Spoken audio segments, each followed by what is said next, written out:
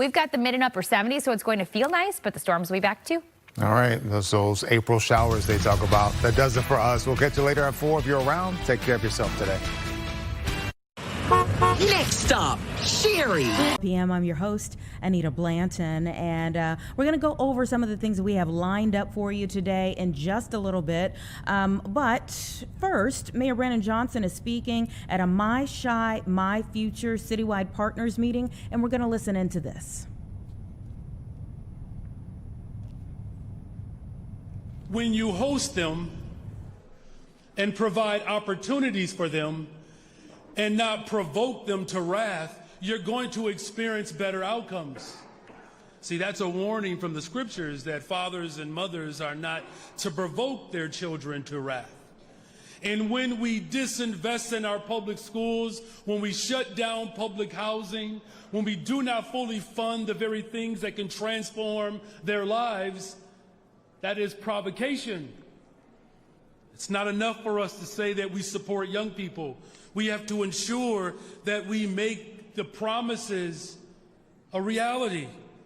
And we will never waver from supporting our goals to invest in young people and to support them. But if we're going to ensure that these goals are reached, it's going to take all of us. The spaces, the mentorship, the pathways that you all are providing for young people, give them opportunity to find their passions, to connect with new and old friends, and build community. I was listening to Patty at I want to get her organization right. SGA, Youth and Family Services? You got to say it like that. And she talked about how young people were gathering in this facility to engage in sports and physical activity. And then something happened that didn't surprise Patty. It won't surprise any of you in this room. But if you create spaces for young people to come together and connect, they will begin to build community on their own.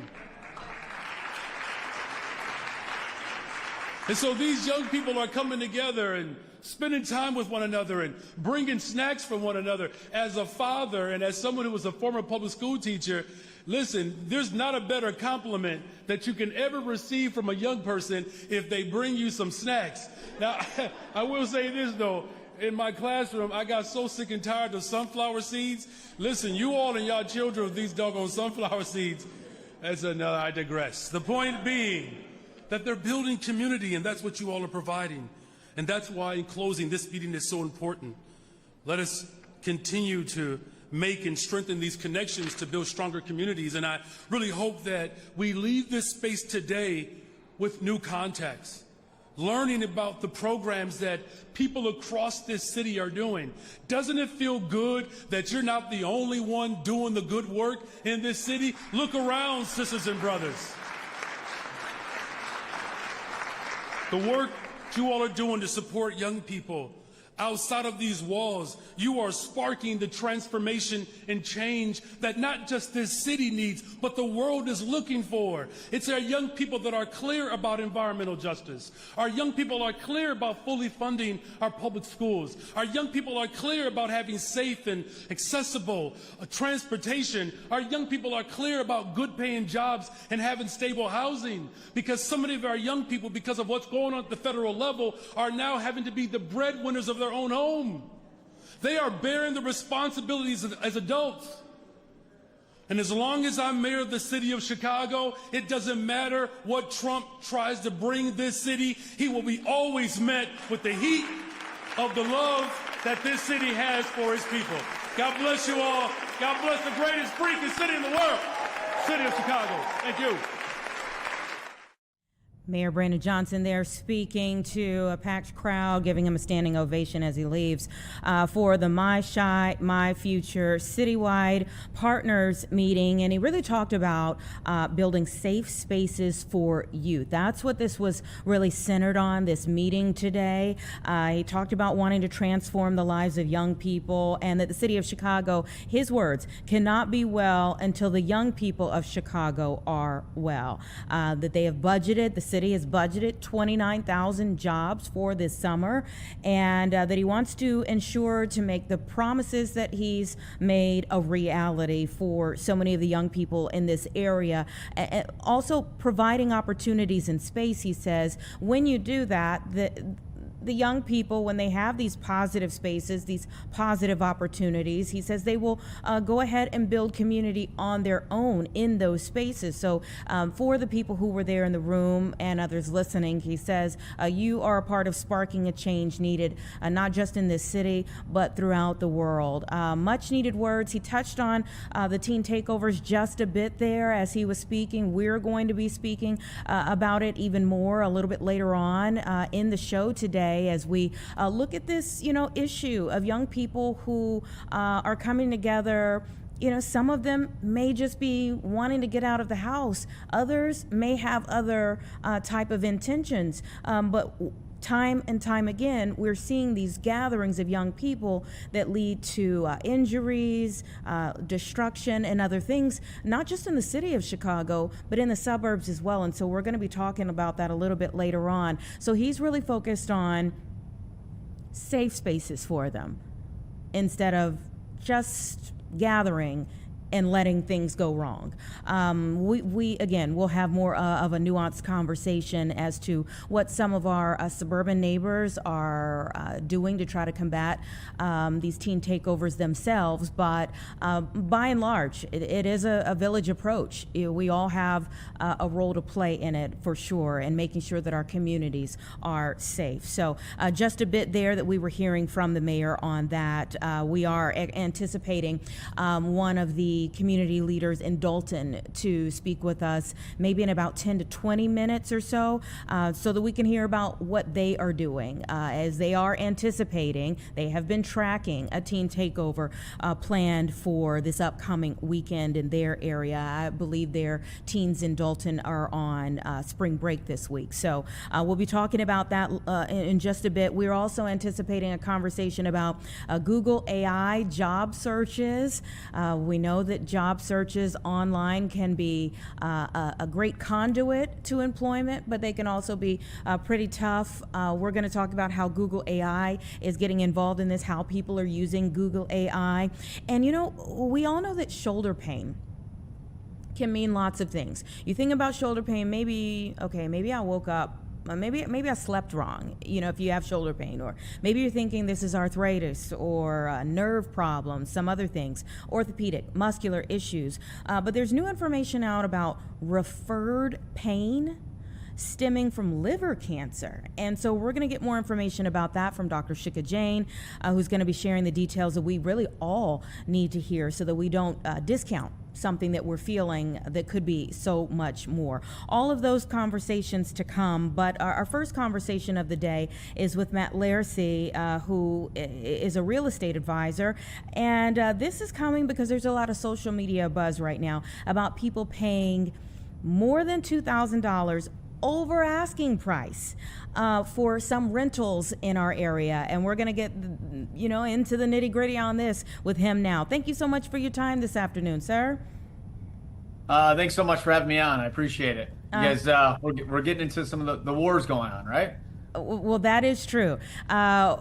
Which war are we talking about? But we want to focus on the bidding wars that are happening for these properties.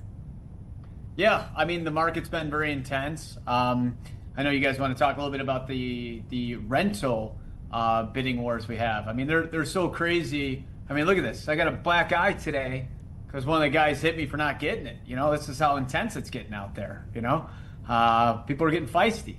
But what's happening really right now is just that you got a lot of people who want to buy in the Lincoln Park and Lakeview areas. There's not enough inventory, and their backs against the wall because they have to re-sign their lease, or they're getting kicked out of their place because their landlord's selling their property. And because a lot of their landlords are selling their properties, or they're getting relocated here and they can't find a place to buy, they're pivoting to go find a rental. And everybody wants to live in like a Lincoln Park or Lakeview area. So you're seeing lines form around the corner for these rentals. And it's not uncommon to see somebody go anywhere from $500 to maybe $2,500 over ask price on a rental property, which you've never seen before. And it's solely due to the lack of supply and access demand there. I've literally never heard of that, and I appreciate you pointing out the obvious. When your picture popped up, we're like, well, what happened? I'm not sure if your story that you gave, Yeah. I'm not sure if that story was accurate, but we're going to go with it. If that's what you're telling us, we're going to go with it. Yeah, but it is pretty intense because like normally when you hear about rentals, you don't think bidding wars, right? You know right now we're in that time of year. It's one of the last of the best months of the year for the sales market. So bidding wars are kind of a little bit more expected right now in the sales side, but not typically in the rental side. So this is probably one of the first times I've ever seen it get this intense on that side of the business. So how do people handle it? I mean, what would be your advice for people that, let's start with your advice for people who are in the market right now, maybe to rent a place during this type of environment? I mean, well, my best advice would be like, one, see if wherever you're at now, could you stay a little bit longer to get through this? Because here's the thing: is that everybody on the buy and the rent side, both sides are in the same cycle. That pretty much like end of February to beginning of June frame is like the peak. That's as hot as it gets all year, and it kind of really comes to a peak at like end of February to mid-April-ish. So this is like as intense as it gets. So what I ask people is like, what's your time frame like? Do you have any other options where you can live, extend your lease, etc.? Get through this, because once you hit like mid-June and on, it's not like it's going to get like where it's going to be like a totally different world, but it's definitely not going to be spending $2,000 a month over ask on a rental. Okay, so that's the first question. The second question is, can you move areas? You know, like if you go to, let's say, South Loop right now, you're not seeing bidding wars in South Loop. Now I know that's drastically different than Lincoln Park, but like I'm also saying, it's like it's kind of lower down there. Like you're not seeing prices go crazy, or the Loop, or River North, or one of these other areas where, you know, you can actually get way more bang for your buck and it's far cheaper. Like, are you open? So these are the conversations you have to ask, is like, do they have any openings could they go somewhere else, or could they wait a little bit longer? Because that's really the two best things that you could try to do. Okay, now let's say you're in the market, you've decided on a place and you did not have any intentions of ending up in a bidding war. How do you talk someone through ending up in a bidding war? Well, I mean, I think that's a conversation you have to have before you even start looking at places, is that you have to kind of be prepared that you are going to be in a bidding war. They have to know that up front. I think the people who don't have those expectations, I think those are the people who are like really venting on social media and stuff like that. Like, who would have thought we had to go this high? It's like, well, it's because like you weren't told ahead of time that you had to go this high. So I think what we do with most of our clientele, whether it be in the buy or the rental side, is the fact that like, hey, look at the ask price as a suggestion. And depending on what the ask price is, you have to be expected to go X over. And it's just, and what I tell people with that is like, if you want to live in these areas, that's the game you're playing. And if you know how to play the game, you can win out, whether it be on a lease or a buy. But if you're not willing to play the game, then you're going to have to change criteria or change where you want to rent. But how do you know not to go overboard with this? I mean, you know, what is a reasonable expectation of over list price? I mean, like a couple $100 is typically normal at this time of year. So if you're like $200 to $400 over, that's not crazy.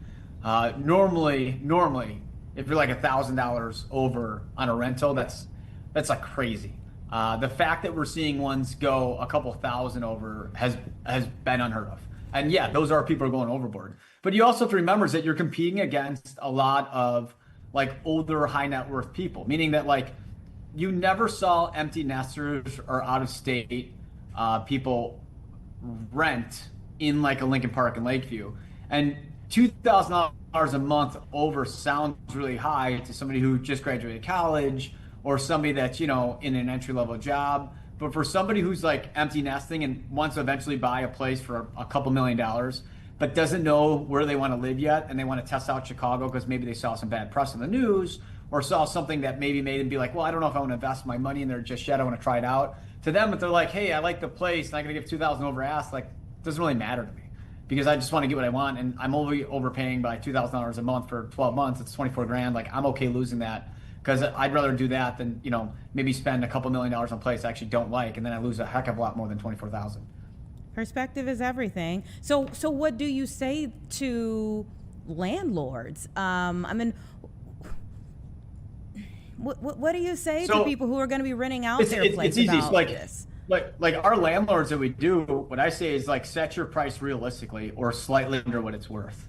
And if you do that, that's what really creates the bidding wars. So if you ask a little bit less, you'll get more. Because the people that's a landlord that's, let's say something's, worth $3,000 a month for rent. If you ask $3,500, you won't get that many people in the door because they'll kind of already see it as being priced too high.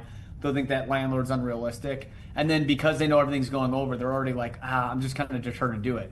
But if something's worth $3,000 a month for rent and you come on at $2,800, like what do we as Americans love more than anything? We love a deal, right? And now you're creating that perception that you're going to be giving out a deal, so it gets more people in the door. And then once people start kind of like submitting their applications, guess what happens? That price keep getting bid up. And if your agent's kind of hustling on your behalf and they call it the other side, and you're already $1,500 over, what the application was, and your agent's like, hey, kick an extra $200 and it's yours.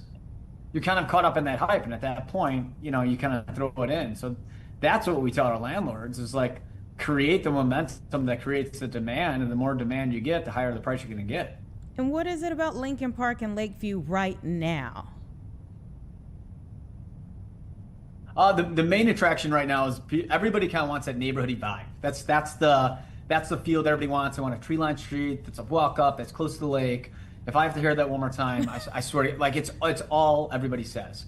And what I tell all my people who are looking to buy or looking to rent is like, listen, if you want a little bit of a deal or you want to pay less, like buy in the downtown markets and the River North, Streeterville, Gold Coast, etc. But like right now, like places like Streeterville and River North are far cheaper than Lincoln Park and Lakeview because they're not the trend. And that's where every single person wants to live right now. And it's people have a negative perception on like the heart of the city right now, and they still have it. And when you mention things like teen takeovers and stuff like that in the last segment, like you have to remember somebody from Ohio sees that on the news and they see it in the heart of the city and they're like, well, I kind of want to live in the big city because I want the energy and stuff like that, but I really am kind of nervous of what that can bring to my lifestyle. So I don't want to deal with all of that. So what I'll do is I'll go to kind of like more of a neighborhoody area just north of the city, so this way I could get downtown. But if something happens, I'll feel like I have more of a better idea that like they'll feel safer in that aspect. And that's why those neighborhoods are so hot. It's pretty basic, to be honest with you. It is. There's a lot that goes into it for sure. Thank you so much for your time. We appreciate it as always. Who knows what neighborhood we'll be talking about next? Absolutely. I really appreciate the time, and you guys have a great rest of your day, okay? You go heal that eye up, okay? Don't mess with whoever that buyer was next time. This is I'm a victim of the bidding wars. That's what happens. So you take care, okay? All right. Thank you. All right. It's 1:18, everyone. Give us 2 minutes and we'll be right back. We're hoping that the spokesperson from Dalton will be able to join us to talk about some of the planning that's going on there.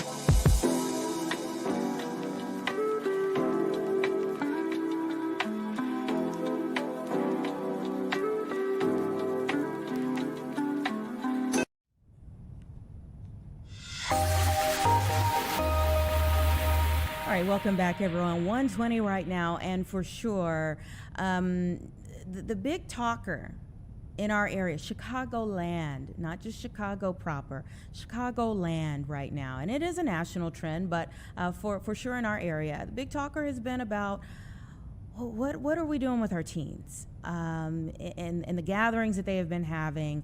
And so much so that they have become known as teen takeovers because people feel like they take over a neighborhood whenever they show up. Dalton is warning parents about a planned teen trend there. And Dr. Nikita Cloud, who is a spokesperson for the village, is joining us now. Thank you so much for your time. Hi, thank you so much for having me on. Yes, we're aware of the social media trend that's happening. And just so you know, Dalton Park did confirm that the event was not authorized, and nor will they permit an event of this magnitude in the village of Dalton. So we heard about it, and we jumped quickly into action. Yeah. What is it like trying to track these trends now? And is it easier in some ways because these teens are all online? Or is it difficult because they may be in so many places online? Actually, good news, how they say good news travel a lot slower, bad news travel really fast. So we were sent that flyer at least 10 times. And I represent both the village of Dalton as well as the Dalton Park District. So I got it at least 20 times in full transparency. So we knew what was happening. So it looked like that's I don't know if there's a special Facebook group and they create these flyers, but I was able to get a copy of it. We immediately jumped into action. So we had a meeting with the mayor, Jason House, as well as Dalton President Cleo Jones, and our police chief, which is Mr. Chief Chapman. And we developed a plan to just stay in front of it. Mm-hmm. And what does that look like? I mean, what are you, for people who may be concerned, for as much as you can tell us, what are the plans?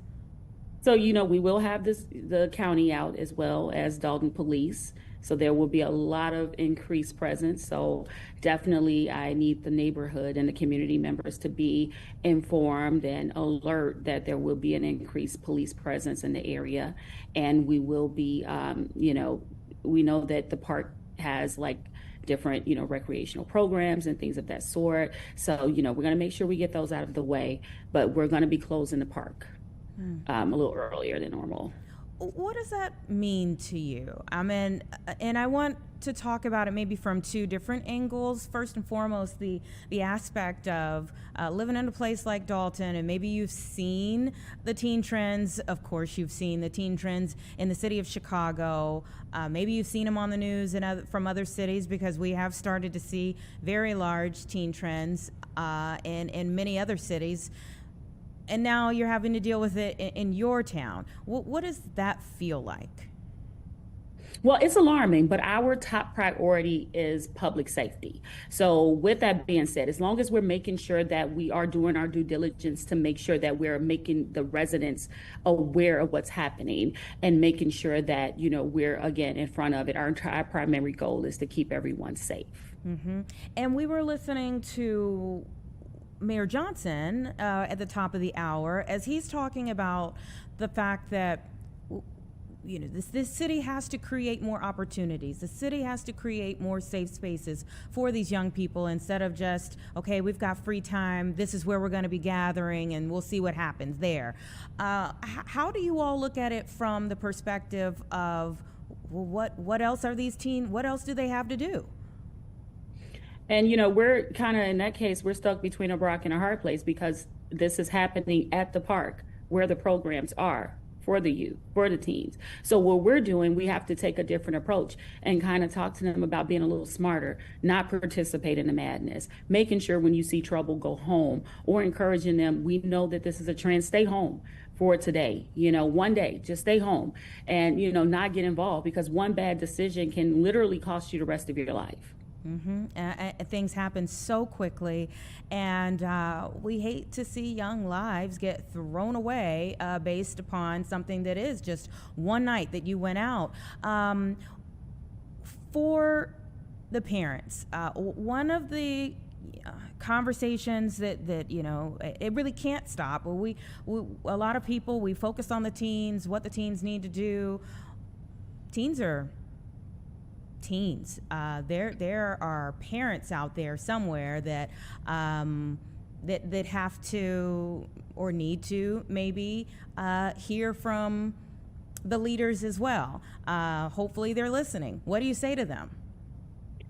It is time to have that hard conversation. When we say, this whole saying, I'm not your little friend. Today, it's time to be their little friend, because have that conversation. Let them know, hey, I know it looks cool. I know it looks fun. I know it looks trendy, but this is not the trend that you want to be involved with, because this can come with serious consequences, including jail time. So this is not anything you want to do. So I encourage the parents to definitely have that conversation with them, but let them know, hey, I'm a phone call away. Let's make sure that we're doing something else. Maybe this is an opportunity to do dinner night or a television night at home, or, something like that, because we really, I see it. It's happened so much in the city of Chicago, and now we're hearing about it out here. I heard about one other suburb that had to shut down an event, and it's truly unfortunate. But again, we as parents, I'm a parent of 2 teenagers myself, and I make a point to make sure I know where they are at all times, or at least to the best of my ability, because I was once a teenager. Oh, totally. I was with you. I thought you were going to continue on. All adults have been teenagers, and at some point had to be told, no, you need to come home. You are going to be home. It's time to implement that streetlight rule. Not a suggestion. Yeah, not a suggestion. Let me tell you where you're going to be when the street lights come on. It's really unfortunate. It really is unfortunate that we continue to see these. Are kids in Dalton on spring break right now? Yes, it's spring break. Mm-hmm. They're on spring break right now, so that's what makes it. And it's a nice day. The weather is lovely. I'm sorry, kiddos. We got to keep you safe. I'm sorry. Yeah. And what are your fears with us seeing these teen trends popping up during spring break for, village to village, city to city, town to town, with summer break not too far away? I fear the worst, the absolute worst, the quiet part out loud. I fear someone getting hurt or worse. I fear, a bunch of teens right now, right before graduation, life being completely impacted in a negative way right before the summer. I don't want to see another child, another teen, another parent with a child on a t-shirt. That is my fear. So I don't want to see that for anyone else or my child. So we have to do what we're doing. We have to be diligent in making sure that we know where our babies are, especially in this social media trend where everyone want to jump on. No, we can't do that right now.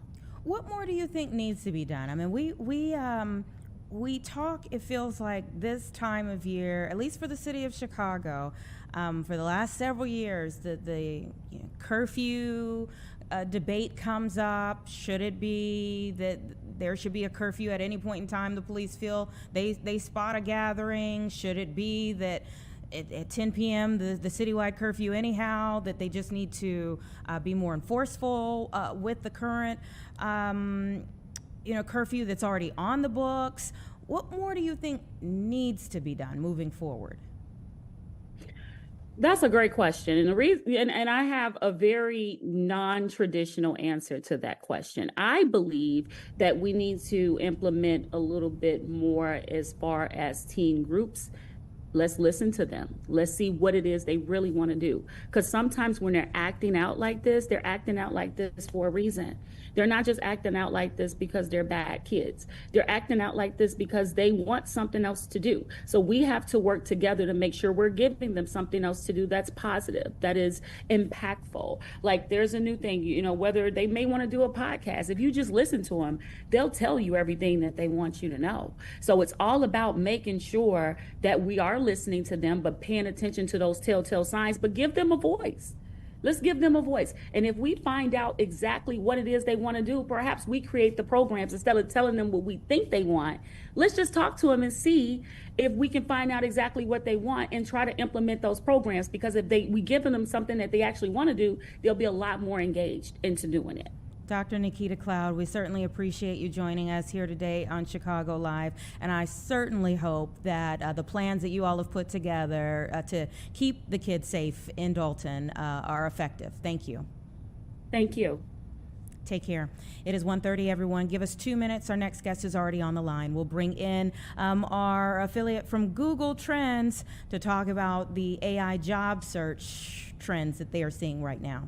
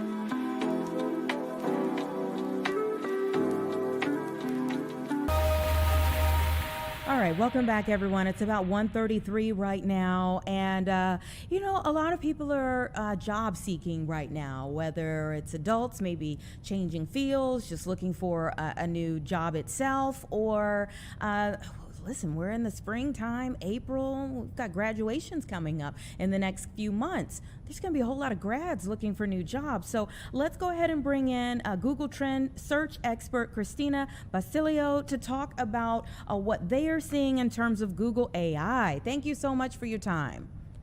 Yeah, thank you for having me. Well, what is it that you all are starting to see now that more people are turning to AI for job searches? Yeah, like you said, I'm sure many of your viewers know someone looking for a job or they themselves are in the market. And I'm excited to share some of the tools that Google offers to hopefully make this process a little bit easier. So right now we're seeing searches for things like how to prepare for job interviews reach an all-time high. And then we're also seeing, which really caught my eye, is how to write a cover letter has more than doubled in 2026. And I think what we're seeing over the past few months, things like how do you prepare for a phone interview or what questions to ask for or ask at the end of an interview, shows that people are really looking for ways to get at that extra edge as they approach their interviews. And all of this, I mean, how does AI take things to the next level? Because we've heard of cover letters since the beginning of time, but how does AI change things now?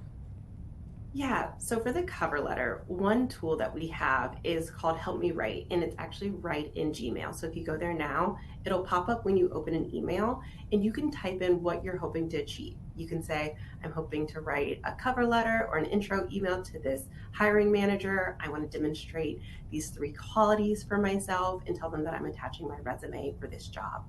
What Gemini or our AI tools will do is it'll give you that first draft. And we know that maybe that blank page is what is really hard for people. AI gives you something to respond to, and then you can add your personal information in there to make it unique. So, how, if everyone's using the same tools, how do you stand out? Yeah, so the best way to make yourself stand out is to make sure you're being authentic. Like I said, Gemini or the Help Me Write feature, AI can give you that first draft. One of my favorite things to do with a resume, for example, is to upload your resume into Gemini and then do the job description that you're trying to apply for and just say, hey, how do I make sure that I'm standing out and that my skills are meeting the requirements of this job? Gemini can then review what you already have and figure out how to make it maybe a little bit stronger. But the thing that is going to make it the key is that you have to review it and make sure your own voice isn't lost in the edits, because that's what's going to make it unique and make you stand out. Yeah, and that was one of the things that I was maybe skeptical about in this, is that, okay, if I'm the employer, do I take it as lazy that someone used AI to do their resume or their cover letter, that they didn't put in their own hard work into it? Do I see it as like, oh, now they all look the same? How do you think employers are going to take this change, really, just in society? That's a great question. And the job market is changing so fast. Actually, in the last 2 years, there's been a 7-fold increase in job postings that mention the ability to use and manage AI tools. So what I actually see is a lot of employers not only want you to be able to use AI tools, they're going to encourage it. And as the job market changes, these AI agents are going to be a part of people's daily jobs. So demonstrating that you have that proficiency, whether that be using it ahead of your interview or even taking courses to demonstrate on your resume that you have that fluency, it'll really set you up for the way that the job market is headed. I do think I could see that for sure, and using what you have learned, and then saying like, hey, this is an example of what I can do moving forward. I like that perspective on this. So where do you see things going, and what more do you think is coming down the pipe to help people moving forward? Yeah, so I think the first step we were talking about is updating your resume or your cover letter. The second thing that people are going to be thinking about is those interview skills, like when you're actually in the room. And I have a couple tools that I think will be really helpful for that. The first is AI mode in search. So if you just go to google.com and click AI mode, you can actually open this thing called Canvas. And you can put in the job description of the company you're interested in working for. And you can ask it to create a prep guide for you. It'll pull details about the company and potential questions that they may ask you, so you can start preparing and personalize your approach for your answers. And for folks who maybe are already have some interviews lined up and they just want that practice, when I mentioned Gemini earlier, we actually have a Gemini Live version. That means you can actually have a real-time conversation with the AI, and you can say, hey, I'm interviewing for this role. These are the details. Can you ask me a few questions? It'll give you those questions. You can give your answers. And at the end, you can ask for feedback. So it's like that practice, but you're getting that real-time input of how to make it better so you can be more confident in those rooms. Interview prep. Wow, that is phenomenal. I remember back in the day doing pageants and doing interview prep, and I would ask 5 friends to sit in a room and so that I could ask them and then kind of get their feedback. So now we can just do this on the computer and get feedback from the computer. Yeah, so if you don't have your 5 friends, maybe you're already on the train and you just want to practice, you can put in your headphones and have that quick conversation. But that is so cool that you were in pageant. Yeah, we've come a long way. We have come a long way. Thank you so much for being here online and sharing some new things that we all can use in one way or another. Certainly appreciate it.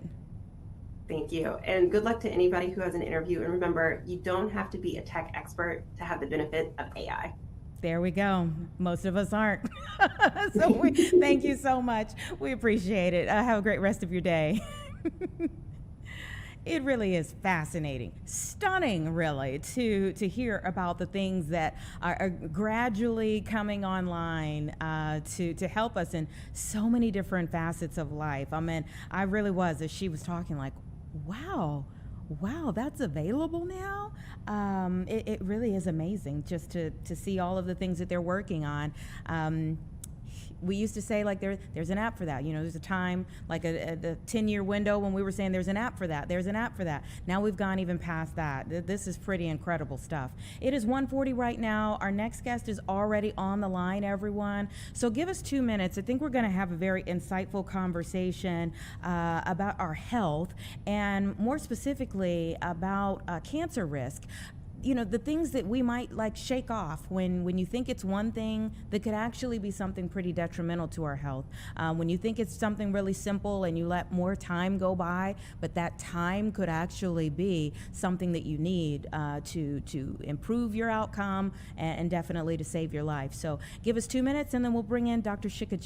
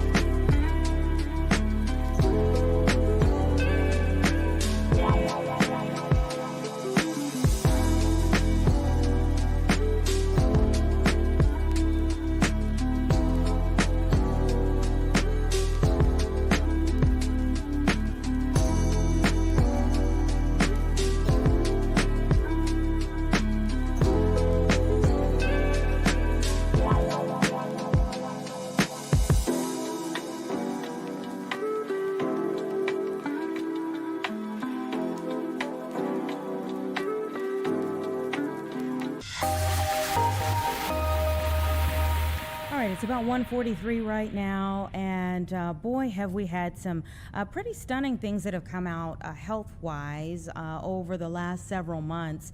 But they give us learning lessons, if nothing else. You know, they raise awareness about things that we should all pay more attention to, whether it's a high-profile person that we lose as a result of something, or whether it's someone in, you know, your family, your workspace, whatever the case may be.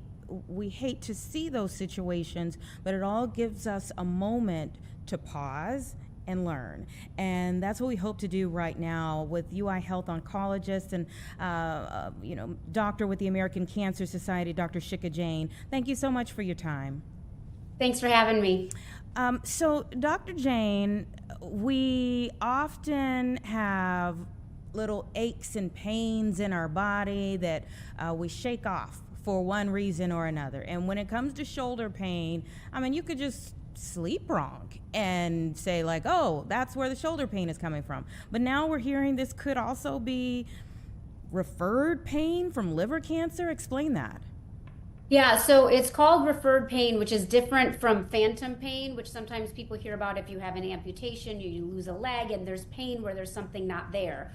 When you have a diagnosis of liver cancer, if the cancer kind of expands and pushes on the outside of the liver, meaning the capsule that keeps the liver encased, if it pushes a little bit and it rubs or it touches the diaphragm or impacts the diaphragm, which helps with our breathing, then the nerves can get triggered and it can trick your brain into thinking you're having pain up in your right shoulder as opposed to pain where your liver is. And so that's called a referred pain, where it's liver cancer presenting as pain in your shoulder. Is it always the right shoulder? I asked that, like, I remember when my appendix ruptured and it was the place where my pain was that said, like, oh no, we need to get her into an ER. So is it always the right shoulder?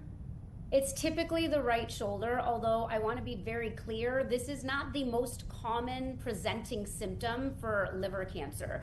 Other symptoms that are more common if you have liver cancer are things like unintentional weight loss, or a yellowing of the skin or eyes, or feeling like you're full before you're actually completed your meal, fatigue that's not as much as you normally feel. So those are more common symptoms with liver cancer. The shoulder pain in the right shoulder is something that can happen, but that usually only happens, again, if the tumor is in a specific location and is causing that nerve interaction. Very interesting. And would it suggest, if you're feeling it there, that it's at a certain stage? So it wouldn't suggest the stage per se. It more suggests the location. But the stage, the way we figure out the stage for liver cancer is the size of the tumor, the location of the tumor, and if it's spread to other parts of the body. So the pain in the right shoulder would not be indicative of, let's say, a more advanced cancer. It would be more indicative of the location of where the cancer is. Okay, so let's talk about protecting our liver. What are the things that we need to be doing better? So the first thing that's really important is alcohol use. It has been very much linked to liver cancer. So cutting down the amount of alcohol you're drinking, 1 or 2 drinks a week is fine. If you're binge drinking, that's not good. That can be very dangerous. There's actually a lot of evidence that some of the over-the-counter supplements and vitamins that we are told are good for our health can actually cause liver failure. If you watch the show The Pit, they actually did an episode on that where somebody came in and they were taking turmeric and they took too much turmeric and they ended up not with liver cancer, but with liver damage. So when you're taking supplements and vitamins, make sure you run by your doctor and let them know what you're taking. Healthy eating, so less processed foods, less red meats. We know those are both cancer-causing or cancer risk factors. No smoking, so we've all known that smoking is not good for your health and it can cause a lot of different cancers, so not smoking cigarettes at all. Those are some of the big things that you can do to protect your liver and protect yourself from other cancers as well. Some of those things seem pretty straightforward. The supplements, I feel like we go round and round and round about supplements, and I know that they're not as stringently regulated as many other things like by the FDA, but how do you know what supplements to take? How do you know I mean, outside of your doctor saying you need to take X, Y, Z, most people are just going in and saying like, oh, well, I heard this is good for this, or I've seen this online, and so let me try this. How do we know if we're taking too much? So first thing I will say, anytime someone tells you something is a miracle cure or your doctor is keeping this from you, it's usually not evidence-based and it's usually really good marketing. So be careful not to fall for that type of marketing where they're saying it's the first ever discovered supplement that will help you lose 25 pounds or as a detox or a cleanse. All of those things are not regulated and many of them can actually be dangerous. When you're looking at these supplements, think, do you actually need an extra amount of this particular vitamin? Have you been tested to see if you have a vitamin deficiency in that area? A lot of the challenge we have right now is there's a lot of wellness influencers and a lot of wellness people out there selling things where they make a profit. They make money off of the vitamins and the supplements that they're selling. As your physicians, I can tell you we are not making money off of prescribing you vitamin D if you live in Chicago and it's the winter and your vitamin D level is low because there's not much sun here during that time. So think really critically about who is giving you that advice. why they are telling you to buy it. And when you walk into the supplement store, if you want to do a daily multivitamin, I'm all for it. I think that's absolutely fine, but you want to be really careful with some of these miracle pills and miracle cures, because they're often selling you a false bill of goods, and they can actually be dangerous. I have seen patients who've actually taken these supplements based on what is recommended on the bottle, and 2 patients in particular who I've seen in my career ended up needing liver transplants. They were overall healthy, and they took supplements, and they ended up needing liver transplants. Oh my goodness. And I think that is like the worst fear, is that you're taking something because you want to be healthy, and yet it has the opposite effect. And yes, I have seen influencers with like a liver cleanse because this will, help you to flatten your tummy or something like that. And I'm like, the liver is something I don't want to mess with. Like I'm not sure if this is in my best interest. Absolutely. And the thing that's so important for people to remember is our bodies know what to do. Okay, our bodies have the liver and the kidneys to flush out toxins. Our body is already flushing out toxins. And I want to emphasize this because there's been this rhetoric going around that doctors are hiding miracle cures from you. I will tell you, I did not sacrifice the majority of my 20s and a significant part of my 30s to go to school, to do training, to learn how to keep you healthy. We are the original wellness influencers. Things like vaccines and colonoscopies and mammograms, those are actual wellness trends that should be going viral, because those are things that can actually save your life. These supplements and these vitamins and things, they are not the thing that are going to overall keep you healthy unless you actually medically need them. So just be really cautious and be critical when you're being sold, this is a miracle vitamin that's going to cure all of your ails. Be very careful, because if that existed, I can tell you, your doctors would be the first ones to give it to you. And because we are such a open society now, in large part because of social media, obviously there's good and bad with everything, and even the fact that we there are things that end up online that it's helpful because maybe people weren't talking about it before. Menopause is one of those things, and just recently I saw something about shoulder pain for menopause. How do we know that the shoulder pain that somebody's talking about for one phase of life might not be a symptom of something else?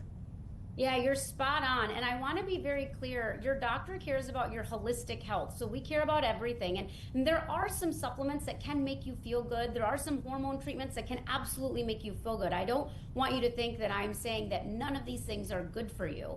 But the problem is, like you said, especially in the women's health space, there's so much more we need to learn about menopause, perimenopause, about how can we help our patients? How can we make sure we're giving you the right doses or we're giving you the right amounts? And when things aren't regulated by the FDA, it can be hard to know exactly how much to give and how much to take. And, we've talked before about how do you know who is the right person to be listening to on social media. There's all these influencers who sound like they absolutely know what they're talking about, and they're so confident. How do you know what's fact and what's fiction, what's marketing and what's science? And so what I encourage people is, if you are getting your information from the internet or from social media, look to see the source of who is giving that information. Is it somebody who is a board certified physician? Is it somebody who has expertise to back it up?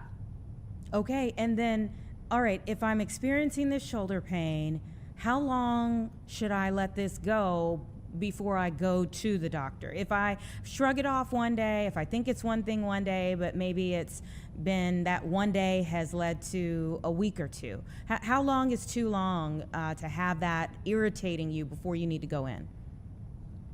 So try the basic things first. First, make sure you didn't have an injury that could have caused it. Try rest, ice. You can try some Motrin or ibuprofen or Tylenol. Give it about a week and a half. And if you feel like your symptoms aren't improving, if you feel like the pain doesn't feel like a muscle pull or a rotator cuff injury or something where you twisted the wrong way, if it's lasting more than a week or two, then reach out to your doctor and ask to be examined. And you can mention, I heard that sometimes you can get referred pain from something in the liver. Would it make sense for us to evaluate? They will probably do a full workup of your shoulder first to make sure it's not some actual physical damage to the shoulder. But I think it's absolutely reasonable to ask if they can also look at other possible causes. And are there some other well-documented examples of referred pain outside of this liver-shoulder connection? There are. So sometimes stomach cancer can actually cause pain, again, up in the shoulder area. You see these types of things because the diaphragm has innervations with nerves, that then those nerves will then take the signal and then it confuses the brain. So stomach cancer is another thing that we've seen. Tumors really in any area that can irritate a nerve, you can end up with some pain in the shoulder area. Very, very interesting. Thank you so much. We always love having you on any one of our shows, and we call you for all of them. So thank you so much. We do so because you're so great. Thank you. Thanks for having me. All right, take care. And the more you know, right? You learn something new every day, and these are really important new things for all of us to learn and pay attention to. So we appreciate Dr. Shika Jain as always. Let's take a 2-minute break, everyone, and then I will set you up for where we're going in the 2 o'clock hour. Plenty to get to, and I'll let you know what we have lined up.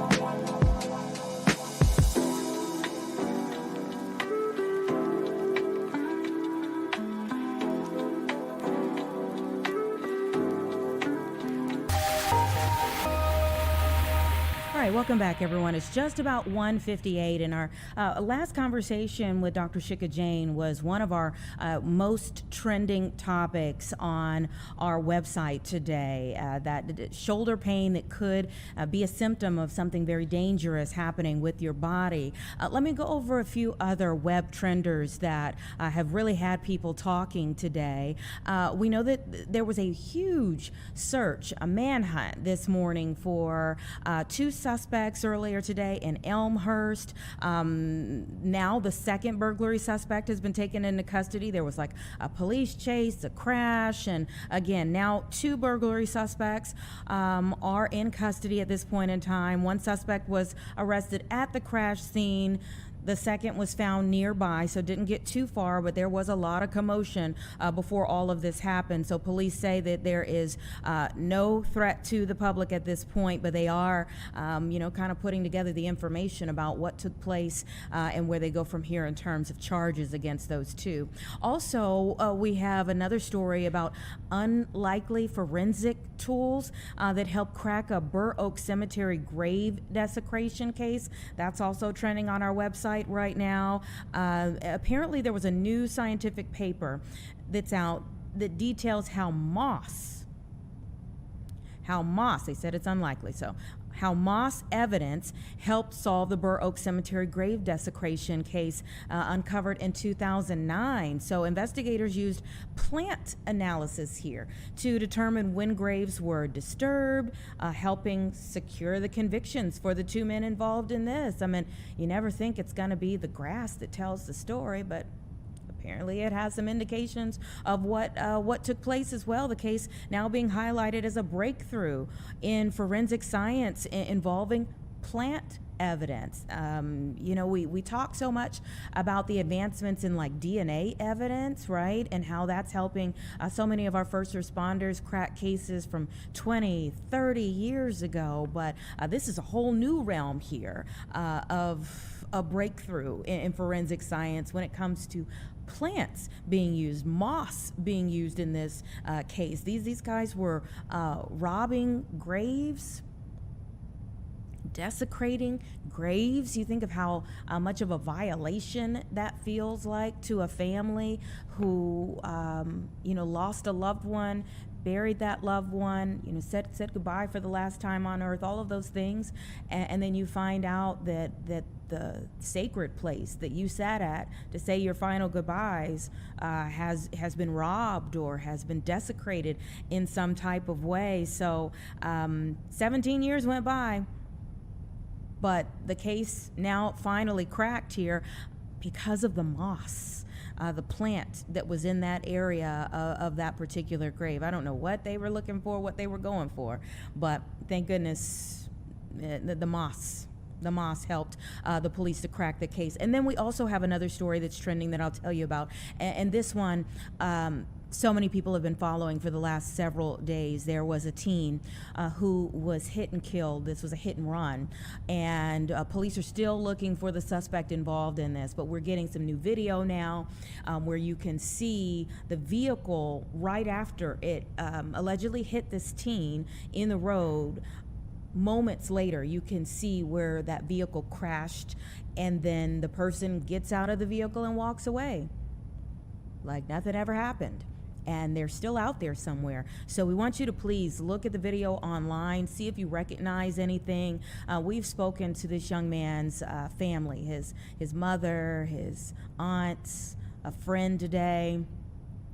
And you just can't even imagine what they're going through, especially even when they have to watch a video like this where someone, who may have been responsible for taking their loved one's life, again, walks off like nothing ever happened. I mean, these are really hard things for you to observe and to know that person is out there. The young man, he's 18-year-old Damian Gomez.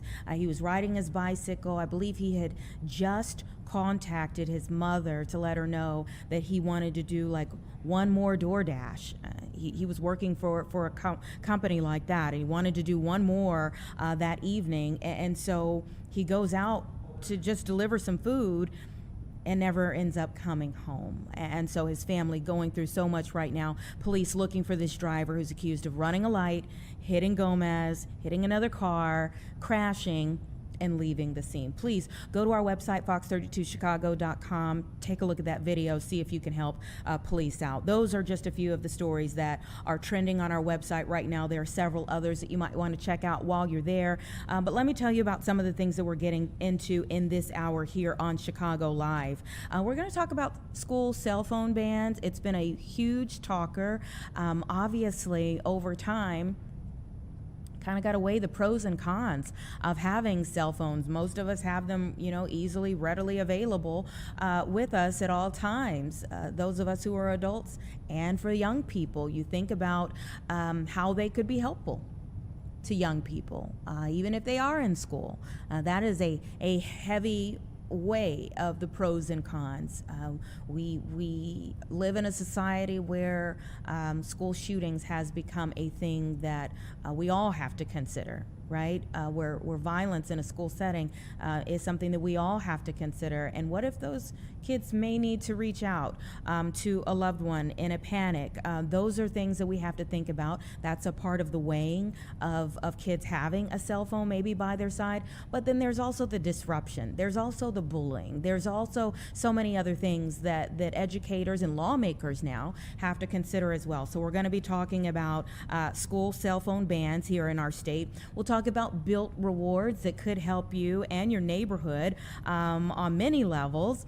The Candy Hall of Fame is coming to the Mag Mile. That was a sweet announcement early this morning, and we'll get into that. But we've got to get into the magic in the city as well. Well, many things we would call magic that are happening in the city that we love to see. But for sure, the Hand and the Eye is going to be the largest and most unique magic destination, they say, in the world. And so let's get into the details from the founder, Glenn Tolman. Thank you so much and you were inside. It's so beautiful in there. Thanks for being with us.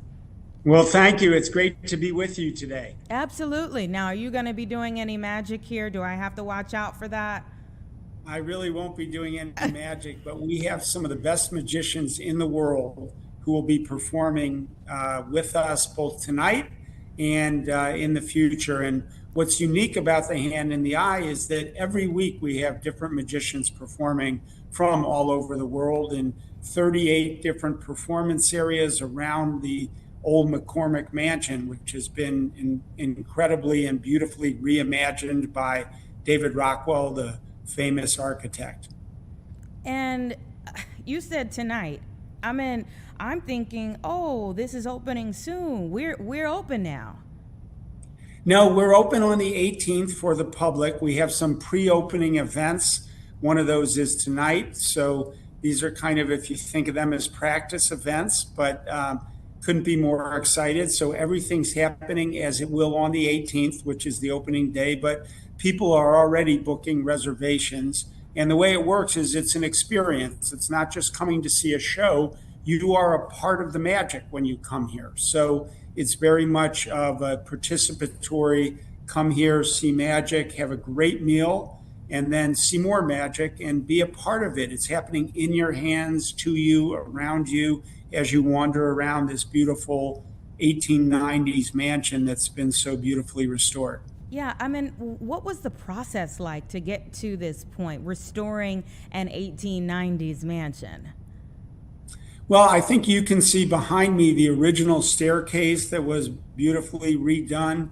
And what we tried to do was make everything authentic. So we've literally gone out. We've secured one of the largest magic collections in the world. So we have Houdini's milk can illusion, one of only 2 left in the world, that's on display here. And so as you wander around the mansion, what you find is just more and more surprises, phone booths that you go into and you never come out of, and you appear somewhere else in the mansion, and all kinds of illusions that happen. So it's meant to be an incredible, unforgettable, magical evening for people. And that's what we intend to bring to the Miracle Mile, which we're now calling the Magic Mile.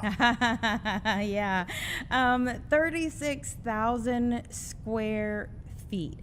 What was the vision like in bringing this to life?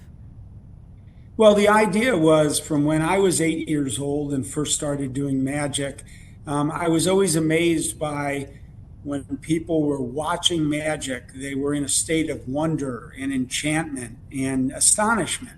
And I wanted to recreate that for people. We're in such a digital world today.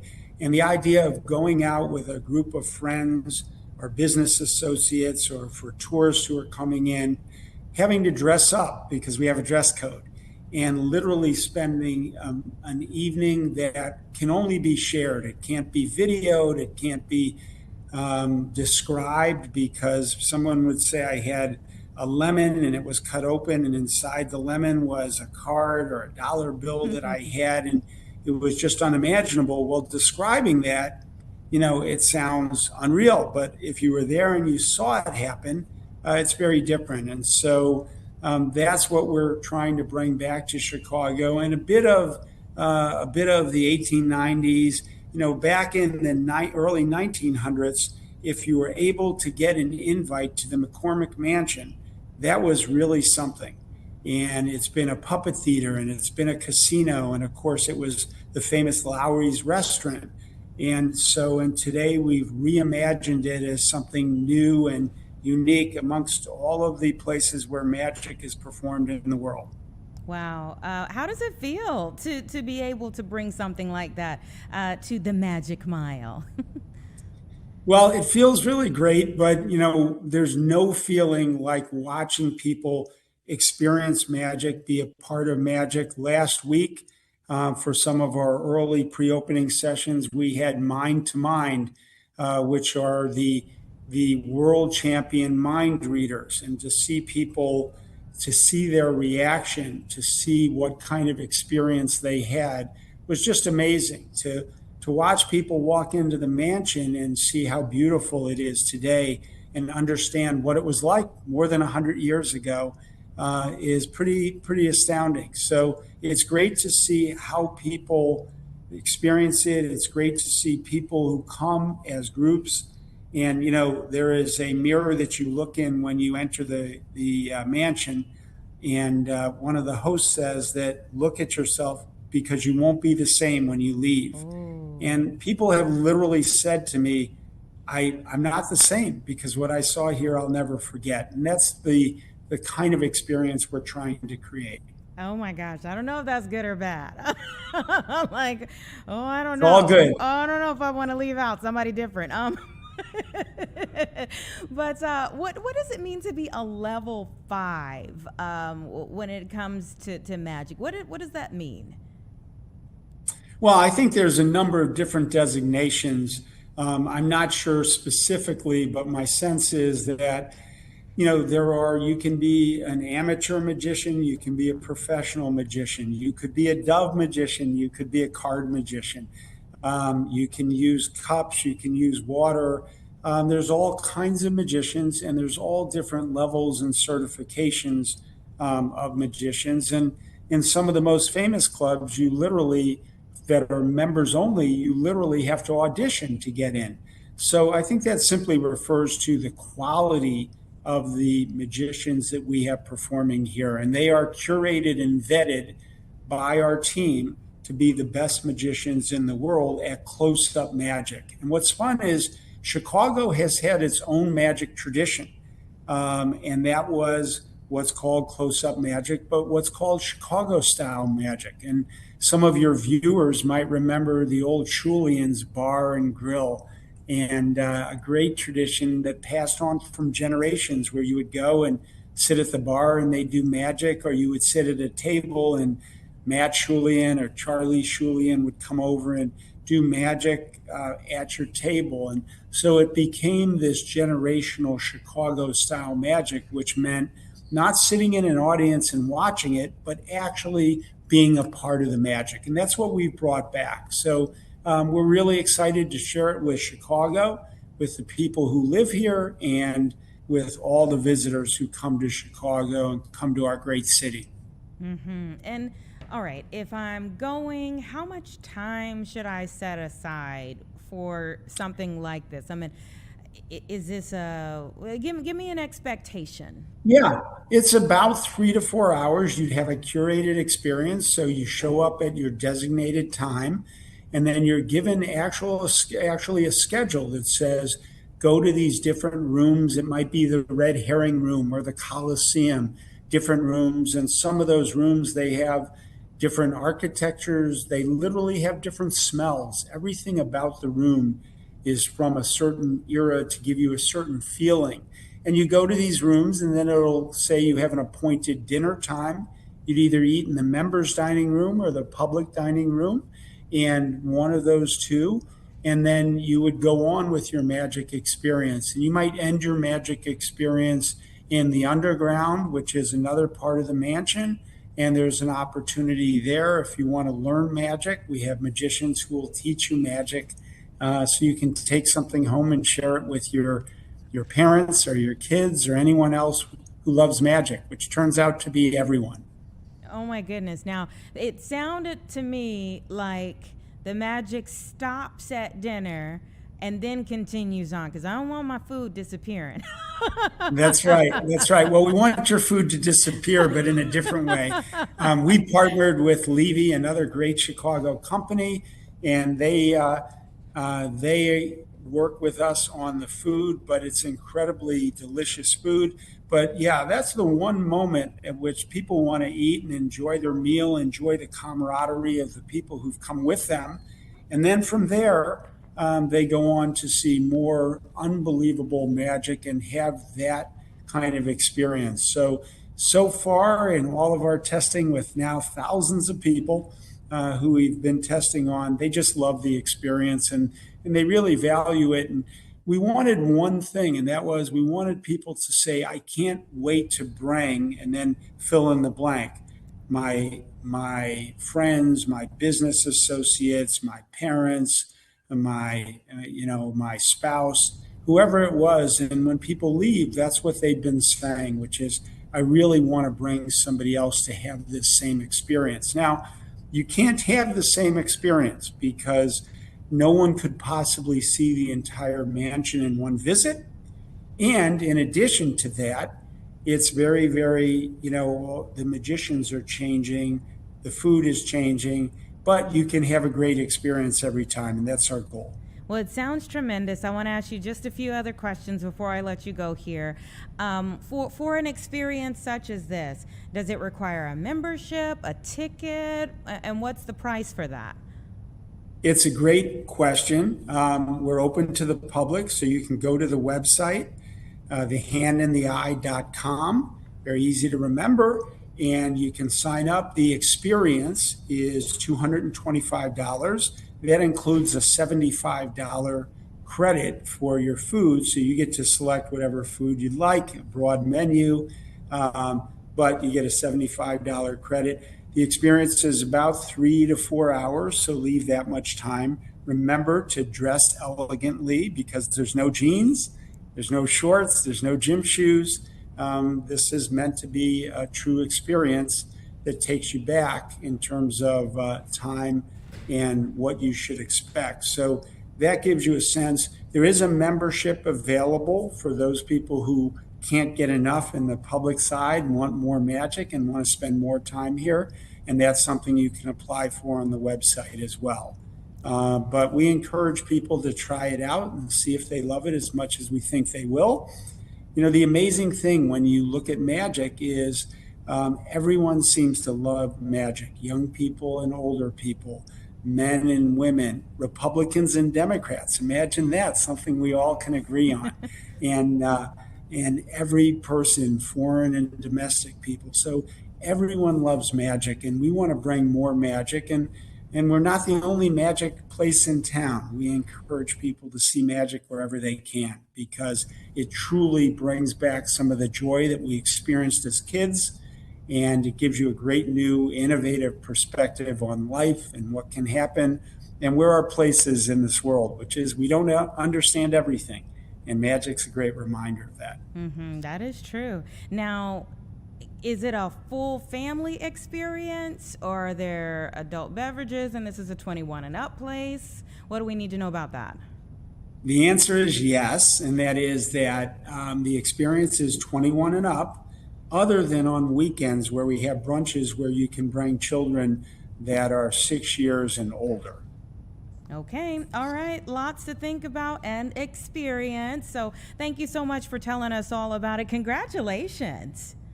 Love it. Well, thank you very much. Thanks for sharing our story, and we look forward to welcome all of Chicago. All right. We anticipate having some great stories and experiences there. Thank you so much for your time. Thank you. Okay. Take care. Pretty cool stuff. Even just looking behind him, I'm like, yeah, I got to try that out. I'm a little scared, but I'm also very intrigued. I'm very intrigued. 2:18. Let's take a 2-minute break, and we're going to go to yet another wonderful place that's opening up here in our area for all to experience next.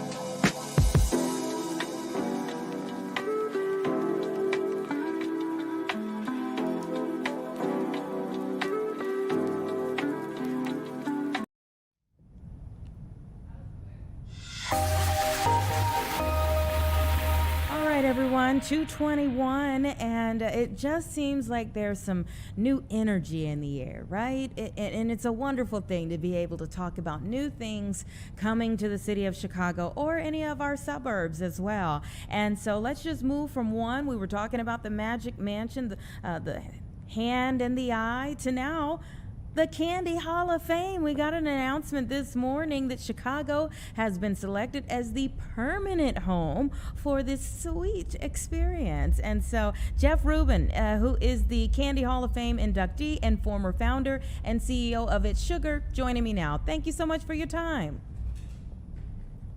Thank you for having me on this very, very sweet and exciting day. What does it mean to be a Candy Hall of Fame? What do you have to do in life to be inducted? You have to participate in one of the greatest industries in the world to be a part of, the candy industry for I think over 30 years, and you have to be a certain age, but we won't mention that age, a lifetime of contributions. And it's such an honor because, you know, I'm hard pressed to find a more fun and joyful industry than candy. Just brings smiles to everyone's faces. It lets you reminisce to your childhood. And, you know, there's no happier place to be than to be a kid in a candy store, right? That is true. Regardless of what follows, you know, your parents tell you the dentist is following that. But this is a exactly 60,000 square foot multi-level destination. Why put it on the Mag Mile? Why was that the place? Yeah, so, you know, first of all, the National Confectionery Sales Association, which was formed in 1889 and been one of the governing bodies of our candy industry, started the Candy Hall of Fame in 1971. And it's really been mostly a banquet where we've elected people at a black and tie dinner, and then we list their names on the website, candyhalloffame.org. For many years, everybody's been clamoring, why isn't there a physical Candy Hall of Fame location? There's a Hall of Fame for almost every industry in the world. Heck, the RV industry has a Hall of Fame, but the candy industry has not. And so they decided that now is the time. Let's erect, you know, this incredible, ginormous attraction to pay homage to this industry.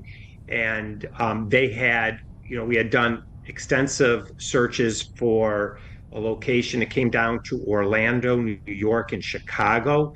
And just the more and more we met with Chicago, the more and more we met with the city officials, the more you understand about why Chicago is the candy capital of the world. It just became the obvious choice that it should be Chicago, and Chicago should be the winner and awarded this Candy Hall of Fame. So we are so excited today to announce that this, you know, Chicago, which we always have said is the Silicon Valley of candy. It's where it all began with the immigrants in the late 1800s that immigrated to Chicago and brought all their sweet recipes with them from Europe. And so why not take it back to where it all began, Sweet Home Chicago? Sweet Home Chicago. What were the things that even put us like, or that put Orlando and New York City next to us? Like what were the things that had you all kind of thinking maybe one of the two of those? Well, they're all three. I mean, Orlando and New York have a significant, you know, tourism business, but as does Chicago. It felt that every time we were in Chicago, you know, whether it was meeting with, you know, city officials, you know, there was a sense that, you know, candy is just in their blood. You know, candy, you had Ferrara came out of Chicago, you had Wrigley and Brock's and Mars, and Milton Hershey, when he heard about all the excitement in Chicago in 1893 at the World Fair, traveled from Pennsylvania to Chicago, and that's where he first started seeing all the chocolate equipment and he got so inspired by everything he saw there. And so we all know the rest was Hershey history from there. Chicago's the Curtis Candy Company, Butterfinger, Baby Ruth. Um, it is just where it all happens. Mars moved his offices and plants to Chicago in 1930. Tootsie Roll moved there, in the 60s. There's a reason that everybody, has gone to Chicago in this candy industry. So it felt that no other city could replicate the passion for candy that Chicago had. And so it's just the obvious place. I kind of said, this is really a homecoming. This is bringing candy back to where it all began. And Chicago gave us this industry, and we want to pay homage to this city and place this permanent 60,000 square foot uh, attraction, right there on the Mag Mile. So you are known as being a very creative mind, being a very innovative person, especially within your industry. How do you take that and put it in those 60,000 square feet? What are some of the things you're envisioning? So we're going to list the details of what's going to be in here, probably as we move closer to the opening. But I can tell you that um, it will be free to enter the Candy Hall of Fame. This is not like any of these other immersive experiences where they keep you out in the cold until you pay them a fee to come in. You will come in off the street, and everybody is welcome, and they will land on a 20,000 square foot of retail, candy emporium right there on the Mag Mile. And then there'll be different ticketed immersive experiences throughout the different floors as you go up higher. So we are so excited. The the designer, the creative director is David Corins. He developed and designed Hamilton on Broadway, Beetlejuice. So we put together just an all-star team to bring this attraction to life and tell everybody the incredible stories of from William Wrigley, who showed up in Chicago at age 13 by himself, and I think he did pretty good, to Milton Hershey and H.B. Reese and Ferrara and just all the titans of candy, and to all the people that have brought us some of our favorite candy treats, a chance for everybody to learn all about their creations and sample them and be a part of it. And it's going to be so extraordinary. We're just so excited. The whole industry is so excited to come together for the first time under one roof. And I kind of feel like I'm playing the United Nations, and we're going to hold that United Nations of Candy in Chicago. I love that thought. You said closer to opening. When can we expect it to open? So the target opening date is probably late summer of 27. So we're so excited. It's going to be a lot to come together, but we've assembled a dream team of people to pull it off. And like I said, the candy industry has been such a big help. They're all so excited. We will share the details as we move closer, but they're all coming up with unique, creative, experiences for this location only. So it is. The candy industry is going to bring their best foot forward on this one, and we're so proud. And is it a building that was used for something else before, or are you building something? It was. It's the old Uniqlo flagship store on Northern Michigan Avenue. And it just plays great for us. We can bring you in and transport you off the streets of Chicago up a ginormous escalator and drop you off into Candyland and sweep you away. And so if you ever wanted to go to a dream place, this will be it. And So it's truly exciting. It sounds amazing. Thank you so much for taking the time to tell us all about it and for bringing something so sweet to the Mag Mile. We look forward to it opening. All right. Thank you so much. Thank you. Absolutely. You take care. Super cool. Super cool. Except for all the parents that are like, oh, the dentist, the dentist. You got to just experience it, right? You at least go in, once or twice, maybe once a year. Or once or twice a year. Make time to check out all of these new things that are coming to our area. We have talked so much over the last several years about the things that were going away. It is a truly good feeling to talk about things that are coming here or coming back.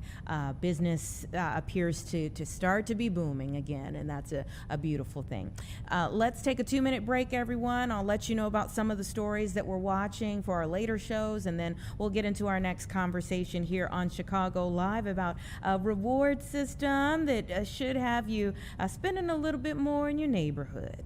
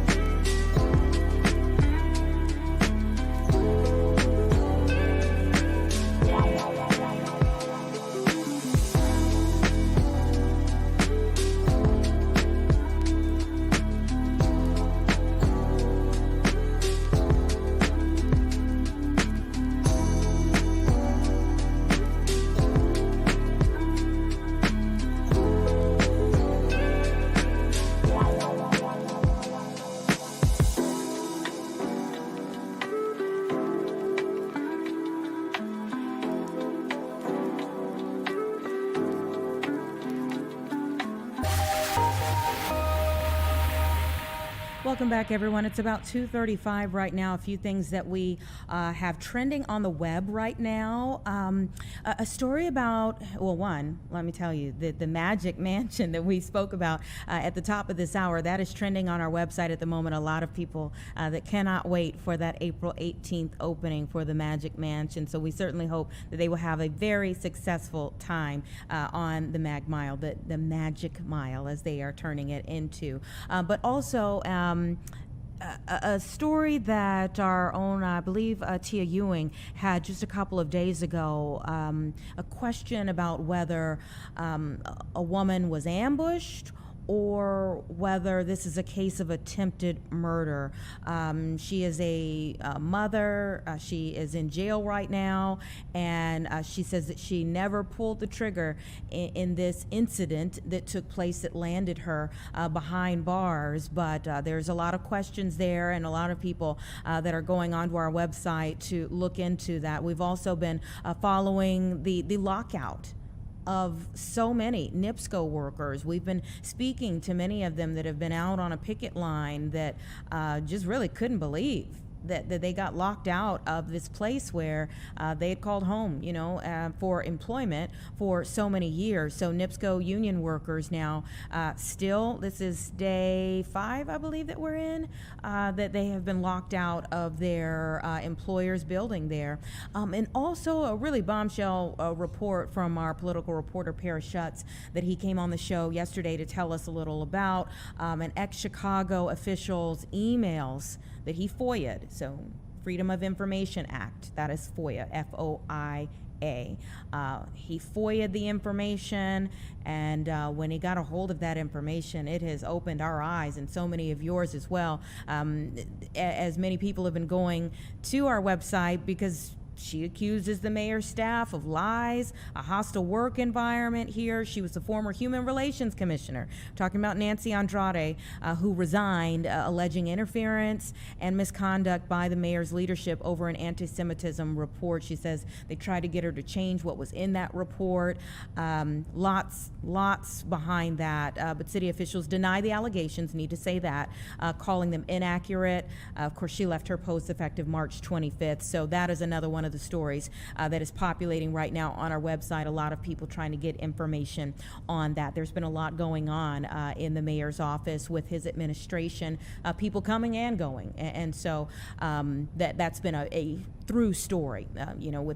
He announced yesterday several people that he appointed, but we've also continued to follow the people who have resigned, been fired, and have left under other means. It's 2:37 though. Want to get into our next conversation here about rewards program that a lot of people are benefiting from. I have the president of the local merchants for Built, who is joining me. That's Sam Bakshandapur. Thank you so much for your time.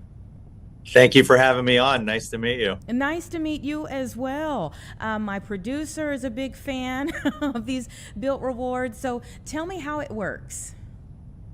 Well, first off, really appreciate being here and excited to speak to your viewers on a topic that is near and dear to many of our hearts. Paying rent and your rent day used to be the downer of the month, as your biggest expense would go out the window with nothing to show for it. Fast forward with the launch of Built, you now are receiving rewards and recognition in your local neighborhood based on paying your rent.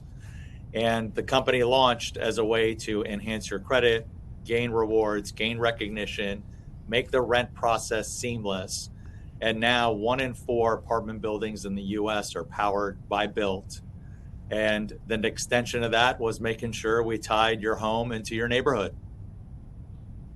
Tying your home into your neighborhood, which means that most of us, we love to kind of get out and about, whether it's in the evening after we get off from work or on the weekends, and you kind of tie all the activities together. How so? Yeah, you nailed it. When you think about, okay, the neighborhood is the extension of your home, and there's so many activities that you establish the minute you move into a new place. First and foremost, you look and say, okay, where am I going to dine? Where are the local restaurants? And Chicago's the perfect market for it, having operated in that market for a very long time, partnership with the Gibson's Group locally. We had established a neighborhood presence where neighbors, locals made our restaurant the go-to place. That is the first stop. Fitness, where you work out. You're always looking at the proximity. What are my workout options? Your pharmacy.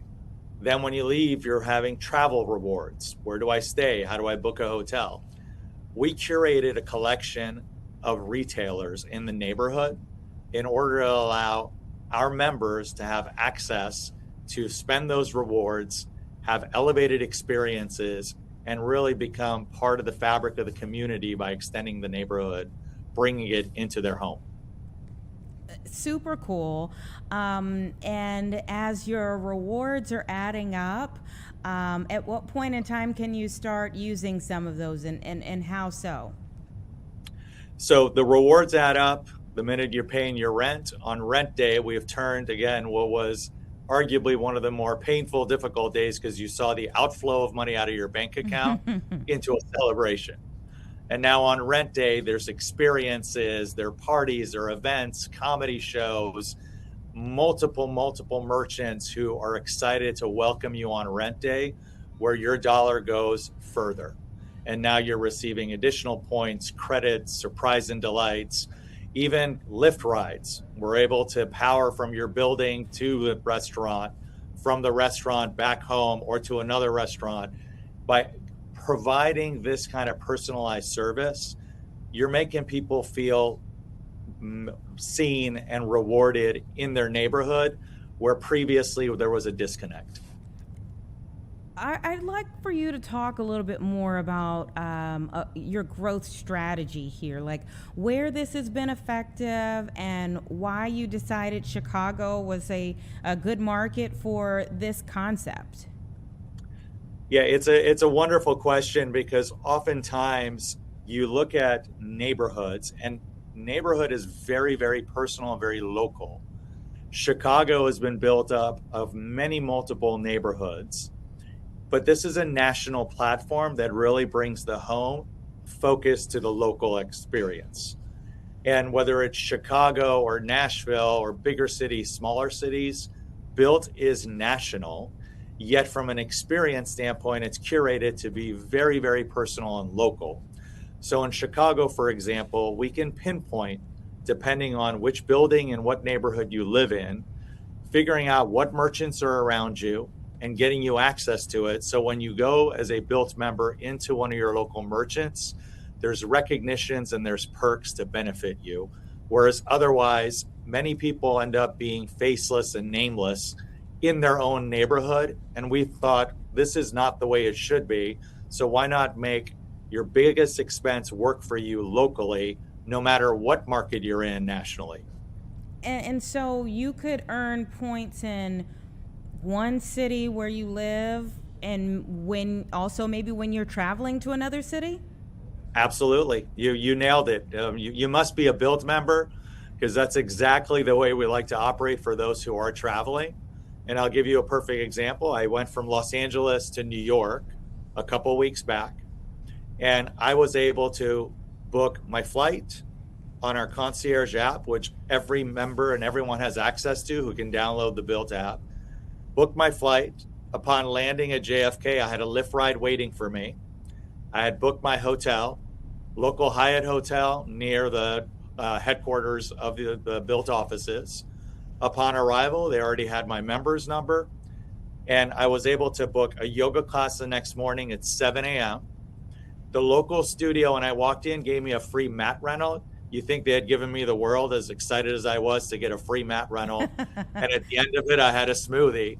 And the only thing better, if I was in Chicago, I get access to the Candy Hall of Fame as the last conversation. But that kind of surprise and delight doesn't happen in a regular disjointed experience with that same travel of booking a flight, having a car, going to a new city that I don't know anything about, and going to do something as simple as a workout, but being rewarded with a smoothie and a smile because I'm a Built member.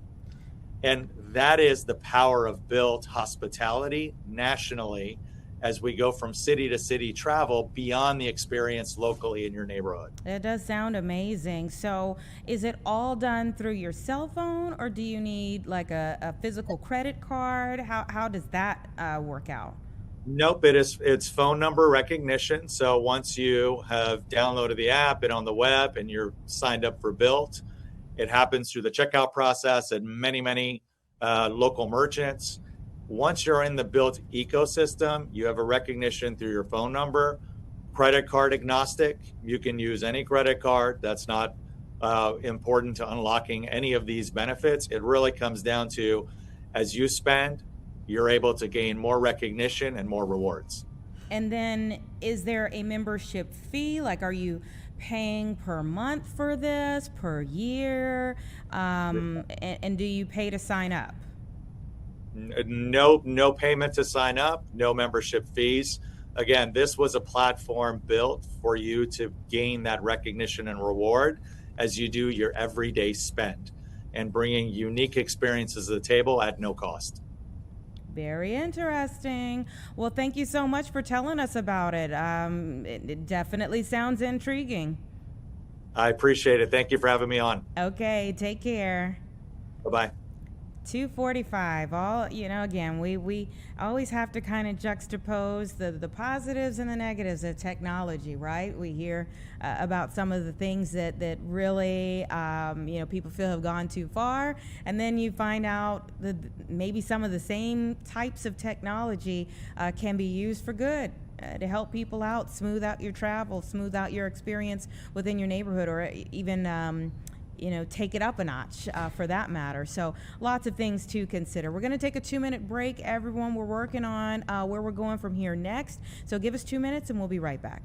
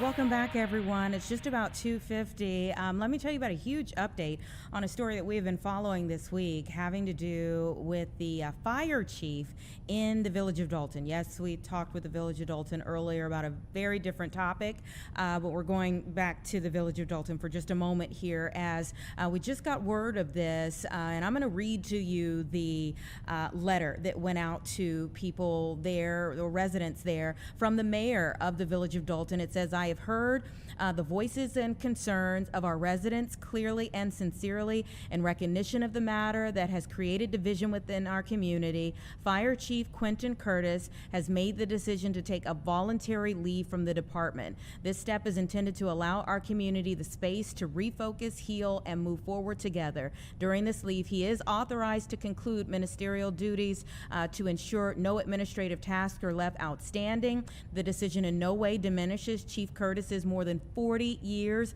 of dedicated service leadership and excellence in the fire service. His contributions to public safety in this community are both significant and respected. At this time, our priority remains where it has always been with the residents of Dalton. We are committed to maintaining the highest level of service, ensuring public safety, and fostering unity within our village. We ask for continued respect, unity, patience, and support as we move forward together. Dalton United. Again, that is from Jason Howes, the mayor of the village of Dalton, coming as a result of, at the beginning of this week, firefighters protesting. The fire chief who is there saying that the expectations that are set for the department, for members of the department, for the firefighters, were not being met by the chief, and that they expect that the chief would set the tone for the rest of everyone. And so they were actually outside of the village meeting earlier this week protesting these firefighters there, and now the fire chief for the village of Dalton is taking a voluntary leave for the moment. We don't know if that's going to be for good, but that is a major update to that story that we were following at the beginning of the week. Let's move forward in our conversations here at 2:51. I have Karen Foley, the president of the Juvenile Protective Association, who is joining me now as the state and really the nation, continues to weigh the positives and negatives, the pros and the cons of children having cell phones in school. Let's go ahead and bring her in. Thank you so much for your time. You bet. Happy to be here. So Illinois lawmakers are advancing this legislation to restrict cell phone use in schools and limit minors' access to social media especially. Can you talk a little bit about the bills here that moved out of committee? Well, I think it's, first of all, let me say that we're very supportive of these bills and really appreciate the legislature, our governor and the lieutenant governor paying attention to a really serious issue that can help enhance learning, which is taking away a distraction in the classroom. And so we are looking forward to this moving out of committee and into implementation just as soon as it makes sense. Mm-hmm. And what was it in those bills that you think allowed them to move forward right now in this period in time? Well, there's quite a bit of research that's been done that suggests perhaps not causation, but a lot of correlation between social media usage and anxiety and depression, lack of focus with students. And that's a really serious issue because school is the place where young people learn how to self-regulate and where they learn how to focus, and that's a superpower for kids.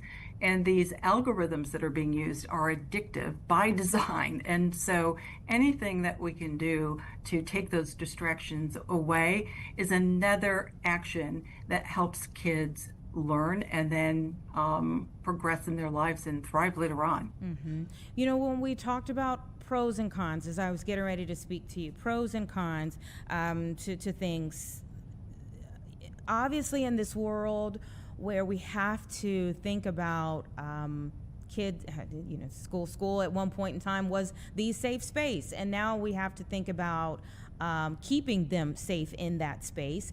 People who would argue against this would say they need their phones because what if something were to happen? What do you say to that?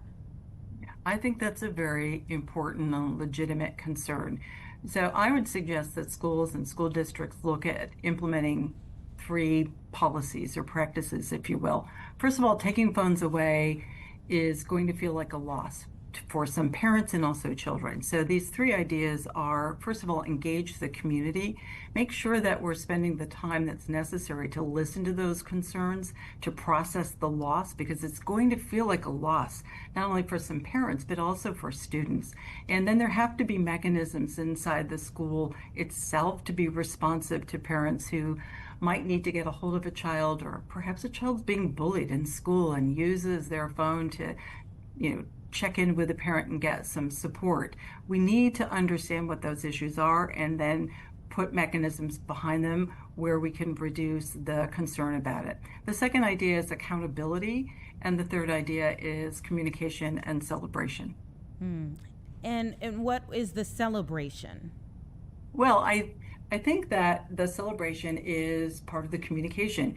As these policies are implemented, that implementation rollout will largely define the success or not of the initiative. And so constantly communicating, especially in the early days until the policy has been settled and people are used to it, would be letting parents and students know how is it going? Like, we've implemented this in grades, whatever, or it's going really well and we feel like it's working. And then if you're having successes, take some time out to celebrate. It could be an assembly in the school or just something, a cupcake party in a classroom, but it reinforces the positive nature of the change. And that can be really helpful as people are getting used to something that's going to feel significant and different for everybody. And as you're speaking, I feel like it's important that we put some context behind your words. I introduced you as the president of Juvenile Protective Association, but tell us about that association, because I think people will understand better why you're saying the things that you're saying. Yeah, well, thank you for that. We provide mental health services to children, families, and educators, and we work primarily in school-based settings. So we are in schools all the time. So we are seeing the distraction of social media and cell phones and school usage. We're hearing from teachers. We spend a lot of time with a program called Connect to Kids. That's a program actually for teachers that helps them build more positive relationships with kids, especially those that are distracted or have challenging behaviors. And I'm quite confident that we are going to hear a lot, not only from students who are on our therapy caseload, but from teachers and educators about the difficulties. And of course, we're talking to parents all the time. So we are working throughout Chicago on the northwest and south sides and do an awful lot of work with young people. So I'm not only hearing from researchers and adults about the impact of phone usage and social media, but we hear almost every day from kids, and they are universal. They know it's not good for them, but they also find it hard to give it up. And so I think this is a good move that adults are acting responsibly and helping children, in this case, with the decision that will be right for them. A couple more questions, and then I will let you go. I would be really interested into how you think this would work. Like, I went to, I've been maybe to two things: one comedy show, one concert, where you walk up and they're like cell phones, and they put them in a bag, and do, I don't know what kind of zip bag it was, but kind of put a lock on it, and then you got to come back out and get your cell phone when it's over. How would this work in a school setting? Because I would think that would take a long time for kids to get in and out of school. Well, I'm not sure. I think schools can be pretty efficient about this. Maybe not in the first couple of weeks as everybody's learning what the routine is, but in the same way you walk in the winter and you have to take your hat and coat and boots off, perhaps. This is just putting your phone in one of these protective lock bags. And when you're on the way out, you pick it up, and just like you do your hat and coat. So I'm not sure that the implementation at that point is really going to be the sticking point, although it could take a little bit of time to really get everybody in the groove. And then I'd also be interested in knowing from you, what I'm seeing here is that it's going to be debated in the coming weeks. It sounds to you, or sounds to me when I'm speaking to you, you kind of feel like this is a done deal. I know that the governor has been a huge proponent of this. So what is your feeling on where we stand with this? Well, I'm hopeful that the adults will recognize the kids shouldn't have to raise themselves. And when we think about what's best for children, we know that an education is essential in the world that we're living in, regardless of what career you decide to pursue. And so every advantage we can give kids, we ought to do that. That's the responsible thing for adults to do. So I'm very hopeful that the governor, lieutenant governor, and the supporters of the bill get this through, because I do think it's going to have very positive impact on the classroom culture, and I think it will help build more attention and focus, and that's something that we actually track and follow and measure in our practice. And I think it's respectful I was talking to my son a little while ago about this, and the point he made is teachers spend a lot of time preparing their lessons and trying to make them engaging for students, and students need to respect that, and the same way that teachers respect students' ability to process this loss of losing their phone, but also let's get back to the basics here. And we know that it's not just around academic content, but also when you take the phones away, you talk to each other. And that's a really good developmental skill, not only for kids, but for adults. Now, that's a hard skill even at home. But final question here, and that is, have you seen this effectively implemented in another state, or would we be setting the pace for the nation? Well, there are other states that are doing this, as I understand it. I have not seen this policy implemented yet in our school partnerships, but I know from talking to principals and deans and students and teachers alike that they recognize that this can be an effort that they're going to have to make, but I think that there's universal support. So Illinois is at the forefront of an awful lot of good policy, and this would be adding to that list. Okay, thank you so much for joining me. I think this was a very productive conversation, so I appreciate it. Thank you. All right. Take care now. Take care. It's a 3:02, everyone. Our final hour of Chicago Live has begun. Give us 2 minutes. We'll be back. I'll set you up from where we're going for here.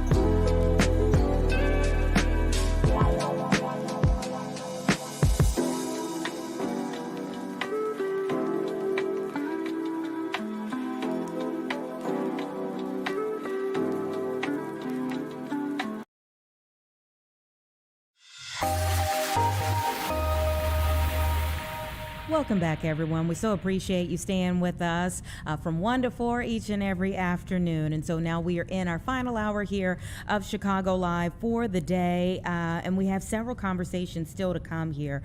Before we turn you over to the 4 o'clock news, we're going to get a preview from Casey Cronus about her story for the day, and it is about a lawsuit based out of Evanston that's really had all of our heads kind of turning throughout the day, wanting more details, trying to figure out exactly how this all went down, and this incident that happened that left a woman in a coma, that now we have a lawsuit. There's a lot to it. We're going to let her break it down in just a bit, okay? Also, we're going to get an update on our weather. We had beautiful sunny skies, albeit some wind out there yesterday, and today not bad. Temperatures are phenomenal, but these guys have a question mark in them, okay? So we're going to bring up our chief meteorologist so that we can find out what we can expect in terms of rain, storms, and where we're going from here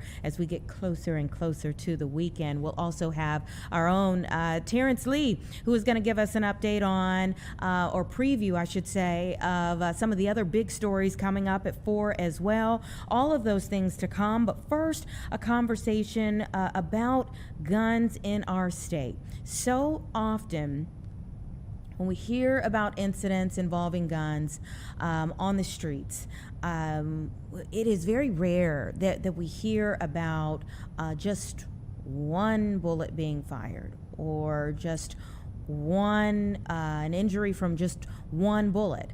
So often in our area, we hear about people converting guns, and therefore they end up as automatic weapons on the streets that cause carnage in a matter of seconds. I'm going to go ahead and bring in Greg Lickenbrock, who is a firearms expert, director of investigations, to talk about this Illinois bill that would force gun makers to redesign pistols that can be converted to automatic weapons. Thank you for your time. Of course, and thank you for having me. Absolutely. Well, what are your feelings on when you hear about weapons being converted, a 9mm being converted into an automatic weapon? It's honestly a tragedy. It's something that shouldn't happen. We have been regulating machine guns very strictly since the 1930s, and it's truly unfortunate that people are easily converting these weapons today and causing so much pain in communities. Mm-hmm. And just how easily can it be done? Yeah, that's a great question. So some pistols, I call them Glock style pistols, can be converted with a switch. That's the device that you add to the back of the gun in less than a minute. So it's a very easy conversion, whereas years ago it would have taken some machining skills, some engineering, a lot of work to convert such a gun. But thanks to the rise of the internet, 3D printing, there are companies that also import these switches. It's very easy to modify these guns. And so we go from something that would fire off one bullet at a time to, just a totally different scenario when shots are fired. Yeah, these when Glock-style pistols are converted in this way, someone can fire roughly 20 rounds per second, whereas a semi-automatic pistol on its own would normally fire one shot per trigger pull, so much slower.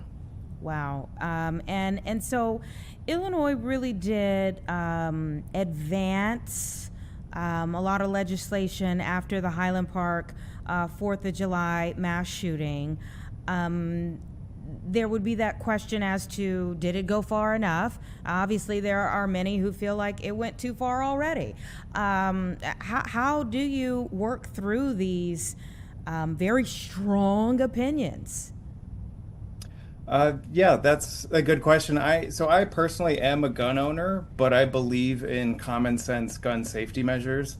The legislation that Illinois passed after the Highland Park mass shooting included a provision to ban rapid-fire devices like the switches that are added to Glock pistols. And this really should just be seen as another way of enforcing that and fixing this problem. Illinois itself has also prohibited machine guns since 1931.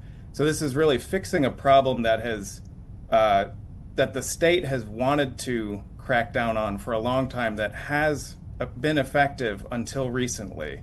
So this legislation is really important to get these guns off the street. And I'll say that the guns that themselves that are so easy to convert, it's unique to this style of gun, this Glock style pistol. It uses a very unique trigger mechanism that was patented until 2015. Only Glock made that trigger design. And then companies started copying it after 2015, and that's when this really became a problem. But it is a small segment of the market. This legislation that's been proposed would not prohibit up to 80% of the pistols that are sold today. It also would not touch any of the guns that Illinois residents currently own, and it wouldn't touch any of the guns that are sold to military or law enforcement. So to me, this is a very narrowly tailored bill. This is very targeted approach to dealing with the problem. How do you deal with people, though, that will say you are preaching to the law-abiding citizen versus someone who's looking for an illegal way of doing business anyway? That, you know, if it's not a ghost gun or switch or whatever, I mean, this is illegal activity anyway. Sure, and we've heard that a lot about this, you know, why make laws if people are going to break them anyway? This, in my mind, is really about asking a few gun manufacturers to behave responsibly. They know their guns are easy to convert. What can they do to fix their guns and stop this problem? In my eyes, when I take apart these guns and look at them, and then look at all of the guns that cannot be converted, it's not that hard. Other guns have cracked the code, so to speak. They make it harder to interfere with their trigger mechanisms. You can't add a switch to the gun. And in my mind, it wouldn't be that hard for a gun maker to simply implement a few changes, and that wouldn't impact the ability of a person to buy that gun, to protect themselves, whatever their need is. To me, it's not a bill that hurts gun owners. It's a bill that's just asking gun makers to do a better job. But would it require gun makers to spend more money to do that job? You know, I'm thinking, okay, it sounds pretty easy. You said it's common sense, but why is it taking so long? It probably would require some costs, but to me, that's the cost of doing business. I also know from experience, I used to work in the gun industry, that firearms have very high profit margins. It's been estimated, for example, a Glock pistol costs roughly $500 to $600. It's been estimated that Glock can produce them for less than $70 from the factory. So to me, whatever that cost would be, I believe it's minimal, and I believe that gun makers should feel that responsibility to protect communities, and that cost is worth it.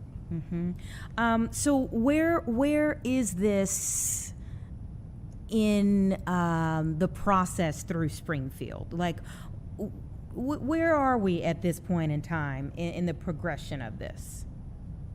So I believe on the House side, the bill has been heard in the Gun Violence Prevention Committee and is waiting for a vote.